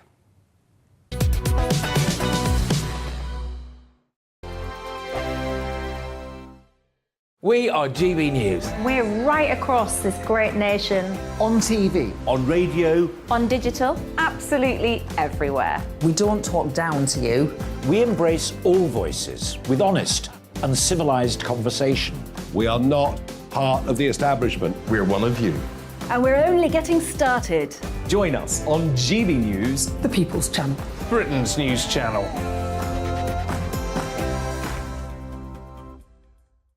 Hi there, it's Stephen and Anne. At breakfast from 6 a.m, you'll always be caught up with everything you need to know, the latest headlines, opinions and debates. We'll bring you the good news and the bad, but most of all, we're here for you. Remember, send in your views and let us know what you would like us to talk about. That's because we're your news channel. And every morning at 6 a.m, it's breakfast on GB News. My name's Tom Harwood, and join me 9:30 a.m. every weekday for The Briefing, your one-stop shop for everything you need to know about what's going on in politics today. I wonder if this is a deal that might need to be like the biscuits in this factory, twice baked. Is there not an opportunity here to win out against the extremes? Tom Harwood, GBNews. What are you going to do about it? Things should have been done differently, and they certainly are being done differently. Don't miss it. The Briefing with me, Tom Harwood, 9:30 Monday to Friday on GB News. Where would you like to go? Just take me to the studio, please, mate. You know where you're going. I've got a show to do. Friday Night Feast on GB News, 7 p.m. And it's like nothing you've ever seen before. We take a different angle on the week's biggest news stories. The viewers and listeners set me some absolutely mad challenges to do. We tried to rehome a rescue dog. And yes, there's some other wacky stuff in there as well. I feel like I could take on the world.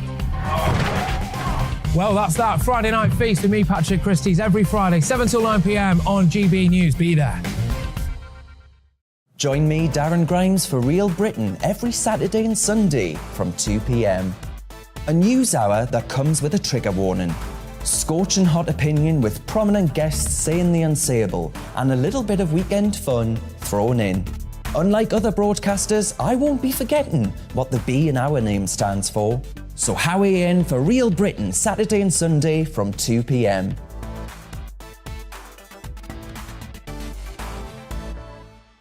Hello, I'm Patrick Christie's. And I'm Mercy Moroki. Make sure that you join us Monday to Thursday, 10 a.m. until midday, right here on GB News for To The Point.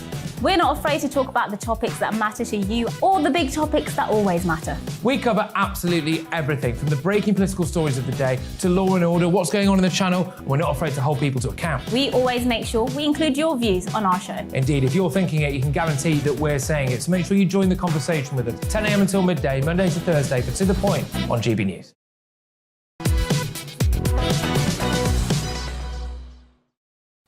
Good morning, it's 23 past 11 and this is To The Point with Alex Phillips and myself, Mercy Moroki, on GB News. We're live on your TV, online and radio. Former leadership candidate Penny Mordaunt has come out in support of Liz Truss and remains the front runner to win the Tory leadership race. I thought the story was actually she'd come out. I know. I was like, God, a little smile went across my face the way I phrased it. My intonation. I thought, oh gosh, what have I just done? But what does the Labour Party make of the drawn-out Tory leadership contest? Are they the real winners from seeing rival Tories slam their own record in government and indeed slam each other? Joining us now is Associate Editor at the Daily Mirror, Kevin Maguire. Thank you for joining us. Look, are the Labour Party actually really enjoying... Yeah, I know. Well, I don't know. There's people doing all sorts of things. Oh, gosh, Kevin, save us. I wish Penny Mordaunt every happiness in whatever twists and turns her life takes. Well, look, are Labour, do you think, right now enjoying the Tory leadership contest? Because there's been so much infighting, hasn't there? Yeah, no, I think they're the clear winner so far because the Conservative Party, the candidates, all the candidates, have trashed the record of 12 years of the Conservatives in power and been biting chunks out of each other. Rishi Sunak and Liz Truss continue to do it. And so Labour is sitting back. Keir Starmer can't believe his luck. He has his own problems. You could argue he should be much further ahead in the polls. Most polls only show his party a handful of points ahead, or there was one 12 points ahead. And he's laughing. And in a way, he wants to say as little as possible at the moment and just let the Conservatives have blue-on-blue attacks. He had a very rocky week last week when he got into a muddle over privatisations, what Labour would take back into public ownership, whether his front-bencher shadow cabinet could go on to picket lines. So that was a bad moment for Labour, but the best moment is they are filling their logbooks with quotes attacking the Conservative government's record and attacking each other. And they're all coming from blue on blue. And we all know that divided parties where they're eating each other and appear to be in the civil war, the voters just don't like that at the end of the day. Yeah, it's interesting. We talk about the Conservative Party being divided, scenes that we kind of got used to over Brexit, and now Liz Truss on a populist shopping list against, Rishinomics, which seems a lot more sanguine. But we forget, don't we, that there have been these huge divisions also in the Labour Party, which were really exposed under Jeremy Corbyn. And now the sacking of Sam Tarry, Sharon Graham, the leader of Unite Union, saying that she's been aghast at Keir Starmer, has threatened to withdraw the money that has famously helped prop up the Labour Party for decades. Is there a risk that the Labour Party is seemingly shifting more to the right of their particular part of the political spectrum and could themselves be back in their own form of internecine warfare? Yeah, no, absolutely. I mean, all political parties are big tents, and they have a huge collection of people with different views. They all have a left and a centre and a right. They all have people who want to support the leadership come what may, and they have. And Labour is no different. It hasn't been on display as prominently and as publicly as the governing Conservatives. But you're right that Keir Starmer, he got elected essentially on a programme that was Corbyn without Corbyn. It was Corbyn policies on public ownership, new top rate of tax, and he's now not so much tiptoeing as running away from them, and that's causing him problems with some of his trade union supporters. You mentioned Unite, Sharon Graham, who is one of Labour's biggest backers. Labour still relies on, for more than half of its money, half of its finances, on the trade unions in terms of donations. So that threat from Sharon Graham has got to be taken seriously. And the divisions will become apparent in Labour, I think, as we go up to its party conference in September, which Starmer would quite like and just put on a show of unity. But you can see there are fundamental differences around public ownership, certainly. And let's talk about public sector pay, because one of the things Liz Truss has announced is that she wants to save taxpayers' money by essentially ending national pay deals for civil servants. And Labour have said this is effectively levelling down because it would, they say, lead to people up north, for instance, who are not in London getting paid less. What do you make of that policy? Yeah, I'm not sure Liz Truss has thought this through, or certainly not the consequences, because you're quite right. Labour is saying, look, this is levelling down because it will mean pay cuts for nurses and teachers outside of London and the South East. So that's across the red wall seats in the north of England, the Midlands, also apply to Wales and Scotland. And Ben Houchen, the Tees Valley Conservative mayor, is often paraded at Conservative Party conferences as somebody who can win in the red wall. He said he's absolutely speechless at it, and it'll mean huge pay cuts for 5.5 million workers. I think she's just got her sums completely and utterly wrong, and she'd probably be best getting away from this policy, because you have regional pay. That means pay cuts for people outside London and the South East. That is not levelling up, that is levelling down. And the £11 billion she said she could save in a war on waste, well, nearly £9 billion of that would come from wages. And she'd want to focus on civil servants. Well, civil servants are about 500,000 of the 5.5 million people across the public services, when we include local authorities and the NHS, education. And the entire civil service pay bill, as said by the Institute of Government, only be £9 billion. So almost all the savings would come from other workers. I think politically that will be utterly disastrous for us. So it's a gift for Labour, but also it's been seized on by Rishi Sunak's supporters, including Ben Houchen up there in the Tees Valley. Real action if she ever managed to pass that policy.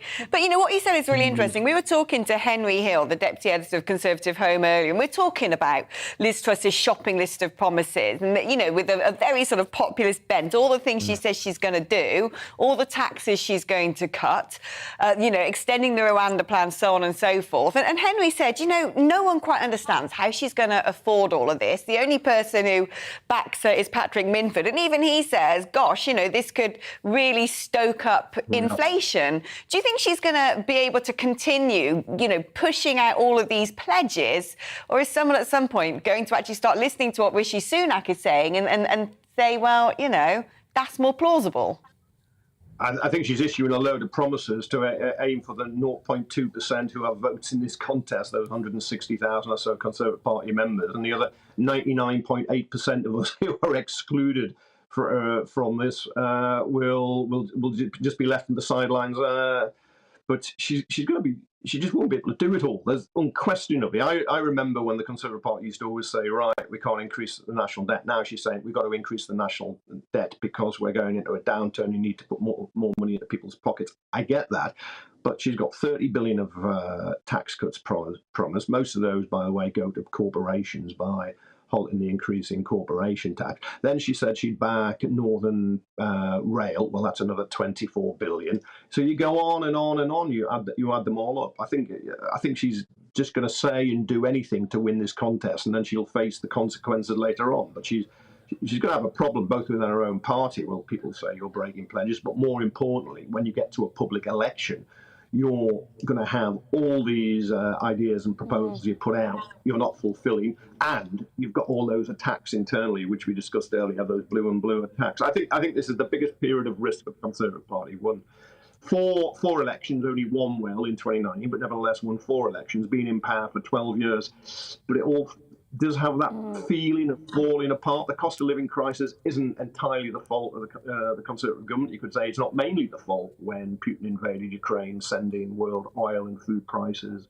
soaring, but the handling of it has been very poor.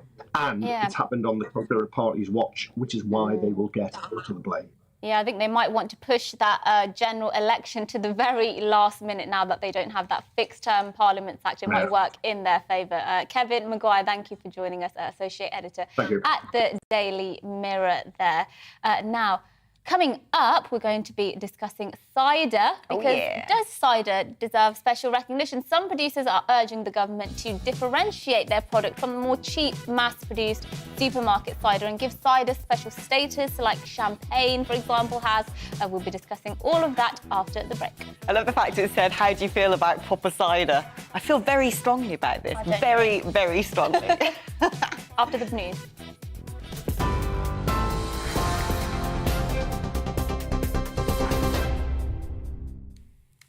It's 11:33. I'm Rosie Wright, keeping you up to date on GB News. A US drone strike has killed the leader of Al-Qaeda in Afghanistan. Ayman al-Zawahiri, one of the world's most wanted terrorists, helped plan the 9/11 attacks and was Osama bin Laden's successor. President Joe Biden says he was killed in a counter-terrorism operation over the weekend in Kabul after evading the US for nearly 21 years. BP's second quarter profits have more than trebled amid soaring oil and gas prices. The energy giant reported a profit of nearly £7 billion. That's the highest in 14 years and second highest in the firm's history. That compares to £2.3 billion a year ago. Energy bills could reach more than £3,600 this winter. Consultancy Cornwall Insight says that's hundreds of pounds more than previously expected for England, Wales and Scotland. Rising prices are already affecting millions of households, with UK inflation at its highest in 40 years. British Airways has suspended the sale of short-haul flights from Heathrow for at least a week. The airline has temporarily halted ticket sales for domestic and European services, saying that was in response to Heathrow's request to limit new bookings. Well, last month, Heathrow announced a daily limit of 100,000 passengers until mid-September. An arrest warrant has been issued for the older brother of the Manchester Arena bomber after he didn't turn up to give evidence at a public inquiry into the 2017 attack. Ismail Abedi, who fled the UK last summer, failed to attend the hearing at Manchester Magistrates Court today. Last month, the 29-year-old was found guilty in his absence of failing to comply with a notice which compelled him to cooperate with the inquiry. Almost 700 migrants crossed the Channel yesterday. That's a daily record for the year so far. Its latest figures from the MOD showed that 696 individuals made the journey in 14 boats. Tory leader candidate Liz Truss has promised a war on Whitehall waste if she becomes the Prime Minister. The Foreign Secretary has pledged a leaner, more efficient civil service. Well, meanwhile, Rishi Sunak says his economic plan is one of the most far-reaching initiatives to cut income tax people have ever seen. TV, online and DAB+ radio, this is GB News.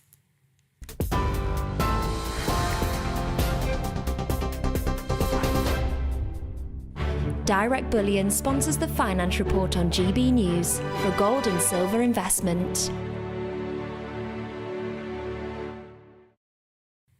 Here's a quick snapshot of today's markets. The pound is 1.221 to the dollar and 1.193 to the euro. The price of gold currently stands at £1,452.72 per ounce. Direct Bullion sponsors the finance report on GB News for physical investment.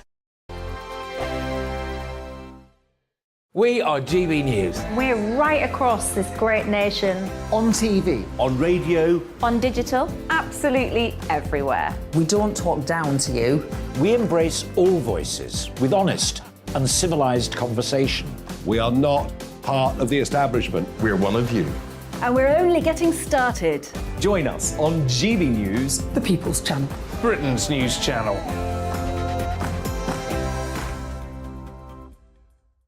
Hi there, it's Stephen and Anne. At breakfast from 6 a.m, you'll always be caught up with everything you need to know, the latest headlines, opinions and debates. We'll bring you the good news and the bad, but most of all, we're here for you. Remember, send in your views and let us know what you would like us to talk about. That's because we're your news channel. And every morning at 6 a.m, it's breakfast on GB News. My name's Tom Harwood and join me 9:30 a.m. every weekday for The Briefing, your one-stop shop for everything you need to know about what's going on in politics today. I wonder if this is a deal that might need to be like the biscuits in this factory, twice baked. Is there not an opportunity here to win out against the extremes? Tom Harwood, GB News. What are you going to do about it? Things should have been done differently, and they certainly are being done differently. Don't miss it. The Briefing with me, Tom Harwood, 9:30 Monday to Friday on GB News. Where would you like to go? Just take me to the studio, please, mate. You know where you're going. I've got a show to do. Friday Night Feast on GB News, 7 p.m. And it's like nothing you've ever seen before. We take a different angle on the week's biggest news stories. The viewers and listeners set me some absolutely mad challenges to do. We tried to rehome a rescue dog. And yes, there's some other wacky stuff in there as well. I feel like I could take on the world. Well, that's that. Friday Night Feast with me, Patrick Christie's, every Friday, 7 till 9 p.m. on GB News. Be there.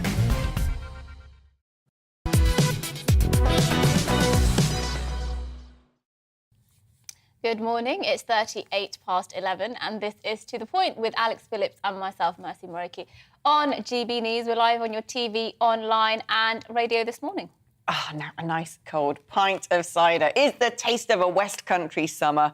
From festivals to barbecues to, well, any old excuse, frankly. There's a flavour for everyone to enjoy. Well, however, cider makers are now urging that their drink deserves more recognition. In a similar vein to French champagne, producers have urged the government to differentiate their product from the cheap, mass-produced supermarket cider that bears little resemblance to the real stuff. I could not agree more. And to find out more, we can talk to our reporter, Ellie Costello, who joins us from the Great British Beer Festival in Olympia. Have you been knocking back the scrumpy, Ellie?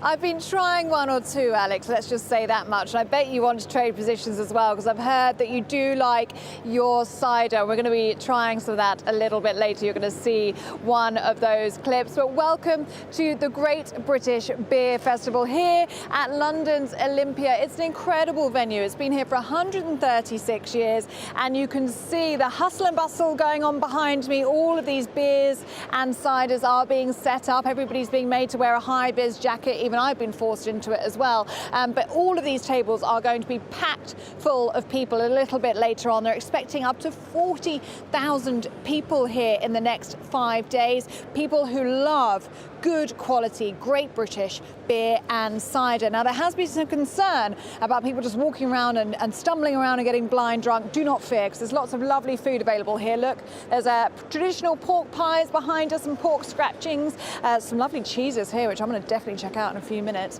and the Indian street food stall as well. So lots and lots to look forward to. Now, Alex, you do like your cider, so I spoke to Tom Stainer earlier. He's the chief executive for the campaign for Real Ale. We spoke about the return after the pandemic and also about the quality of great British cider. Currently, the legal definition for the amount of fruit you have to have in the cider is about 35%. And we believe that actually it should be 50%. And the public agree with us. We did a survey recently which said the vast majority of people think that cider should have at least 50% apple juice in it, which makes sense, really. If you're buying something, you're paying money for something, you want it to be quality and you want it to contain the vast majority of what you actually want to drink, which is the apple juice. So we're calling on the government to change that legal definition to 50% to make sure that not only is cider available is of high quality, but also it really supports British cider producers and British orchards, most importantly, because if we have a higher level of fruit juice in the product, it means that orchards have a market for their fruit, and it means we are supporting the growers and the producers across the country. Tom, this all sounds great, but we are in a cost of living crisis right now. In a latest YouGov poll, said 52% of people think that the price of a pint of beer is already too expensive. So if you're talking about driving up quality, will you not also be driving up the price? Well, no, we don't think so. And first of all the ciders here that we've got on offer are already at that 50% or more quantity. So they're already high quality, so the price of those is not going to increase. The other thing is what you remember is a lot of the price for both beers and cider is tax. It's stuff the government could control, it's duty. So if they reduced beer duty and alcohol duty, we'd be able to have cheaper pints across the bar. And if they supported pubs and reduced business rates and all those extra costs that licensees have to absorb and pass on to their customers. Well, there are 64 different variations of ciders available here at the Great British Beer Festival. Chris Rouse talked me through the flavours. So the first one I've picked out, it's a dry cider from Temple down in Dorset. So it's got a high tannin content, so that's the drying feeling you get in your mouth. And the second one I've picked out is from... are you going to try now? Yeah, I'm going to try it, I think. I'm going to be go brave. for it. Here we go. So remind me, what's the one called? This is Temple. Temple.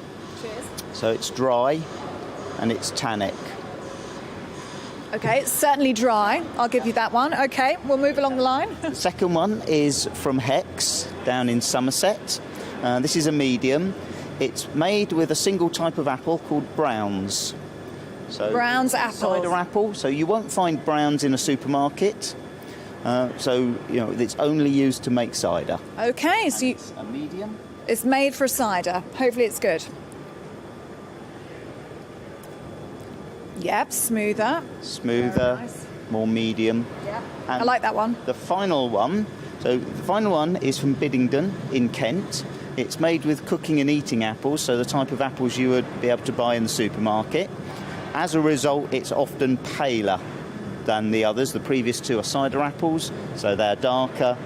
Eastern-style ciders are clearer and less dark, as it were. And sweeter. This particular one is sweeter. Cheers. It doesn't have to be. You get dry Eastern-style ciders as well.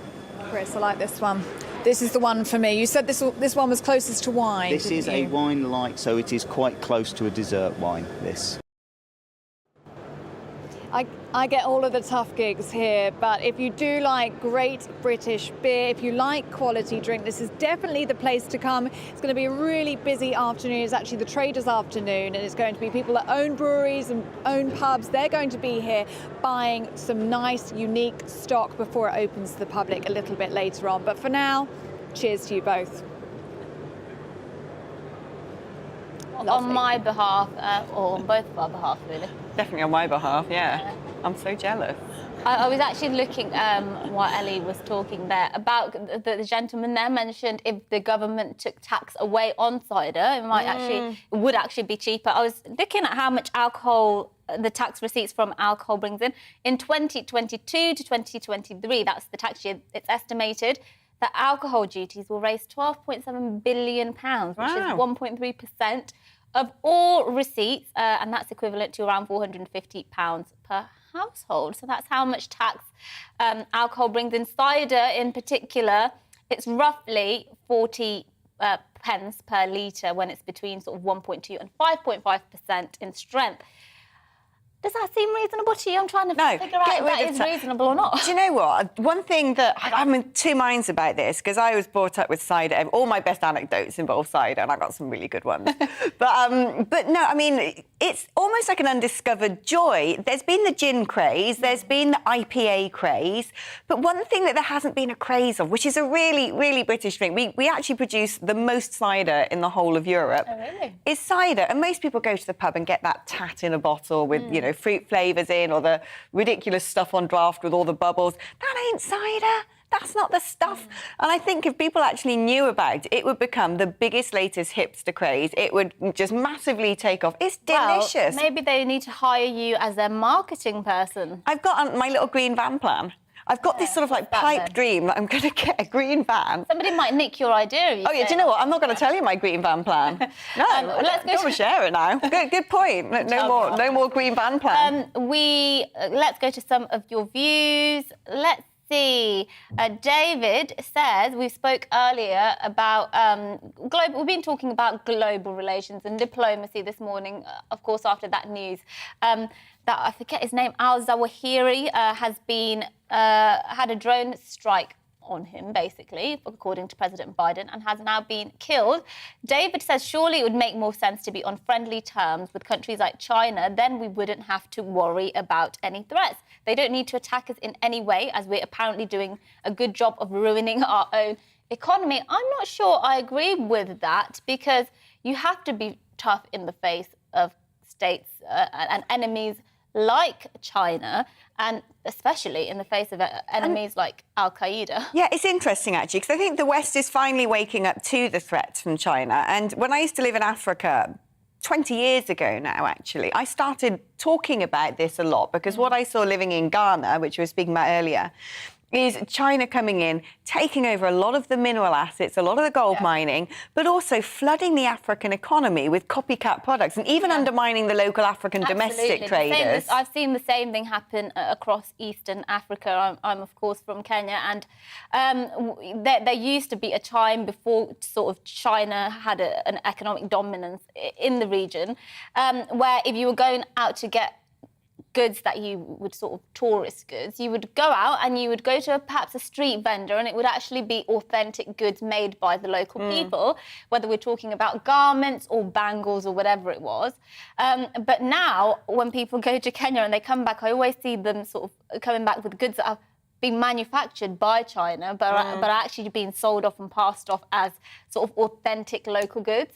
And that's happening right across Africa. Yeah, people don't imagine that what China... I mean, it's really destabilising Africa and locking Africa into poverty, and at the same time, they're promising these huge infrastructure products, the standard gauge railway in Kenya, for example, and then when governments find it difficult to pay back those loans, they turn around and say, OK, we're going to seize all the territory. Yeah, and the other thing, which has not been widely reported, is that they often refuse employment to local people, because what African governments do is they make a deal, obviously, with China, and with the expectation that they will hire local people and it will benefit the local economy, when actually what they do is bring over their own workers and pretty much just shut the local workers out of the manufacturing. So lots of issues going there in Africa, I'm sure elsewhere, when it comes to China.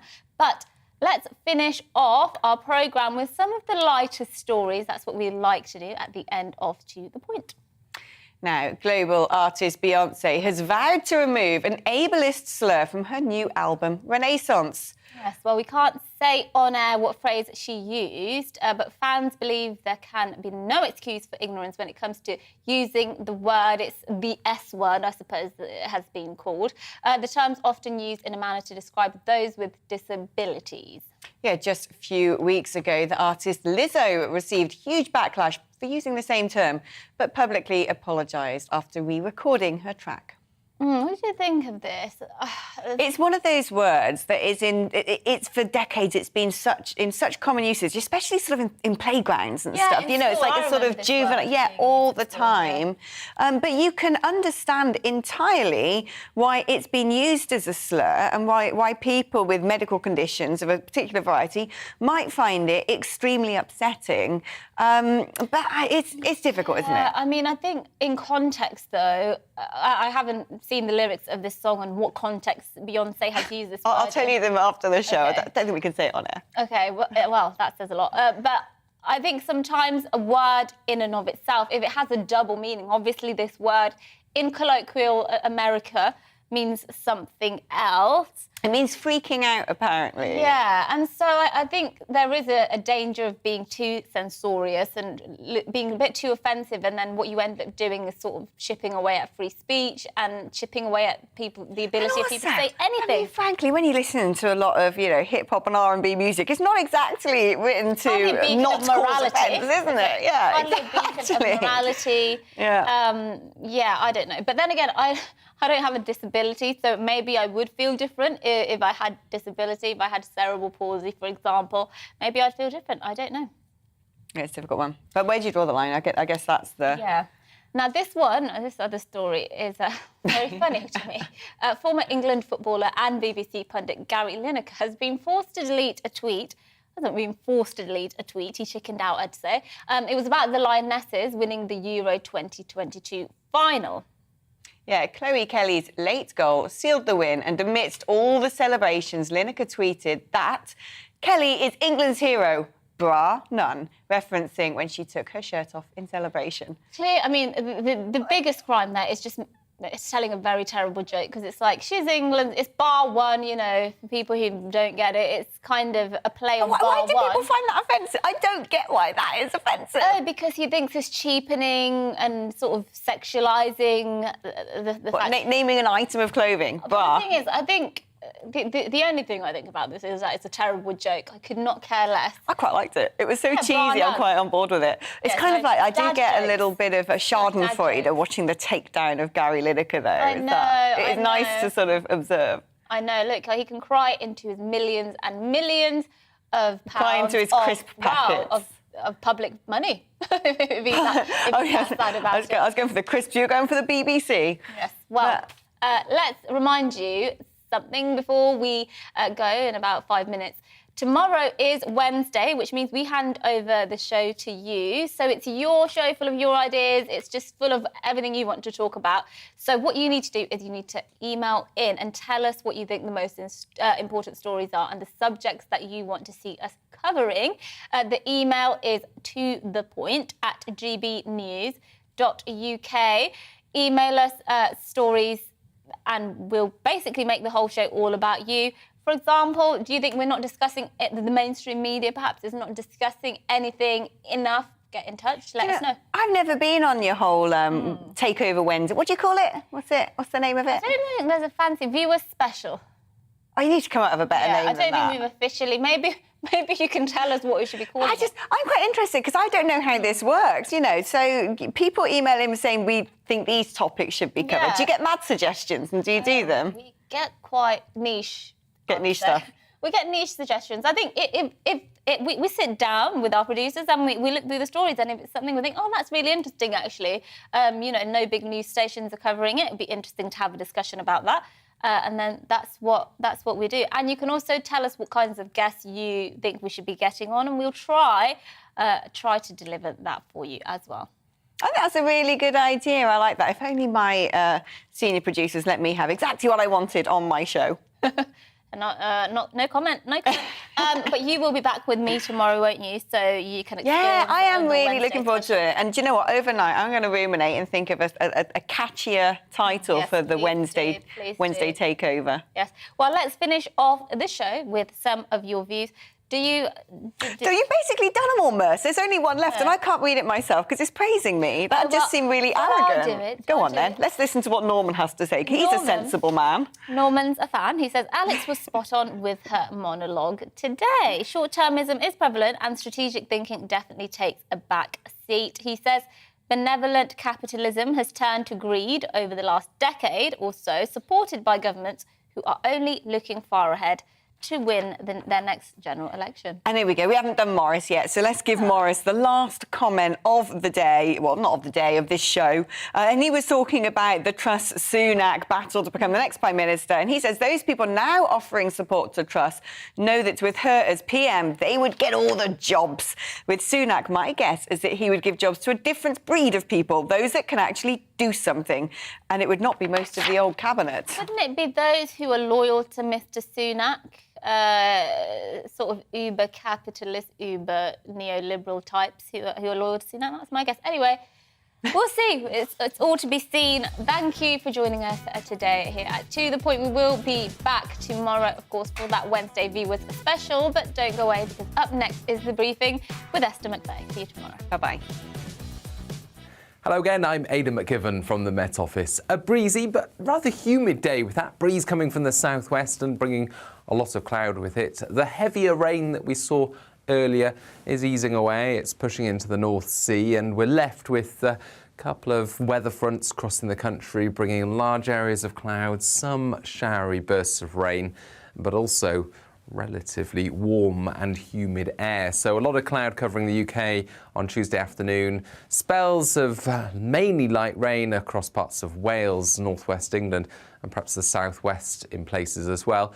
The rain turning more showery for Scotland and Northern Ireland. Brighter skies here and feeling warm, 24 Celsius there in Peterhead, but particularly hot in the southeast, where it will stay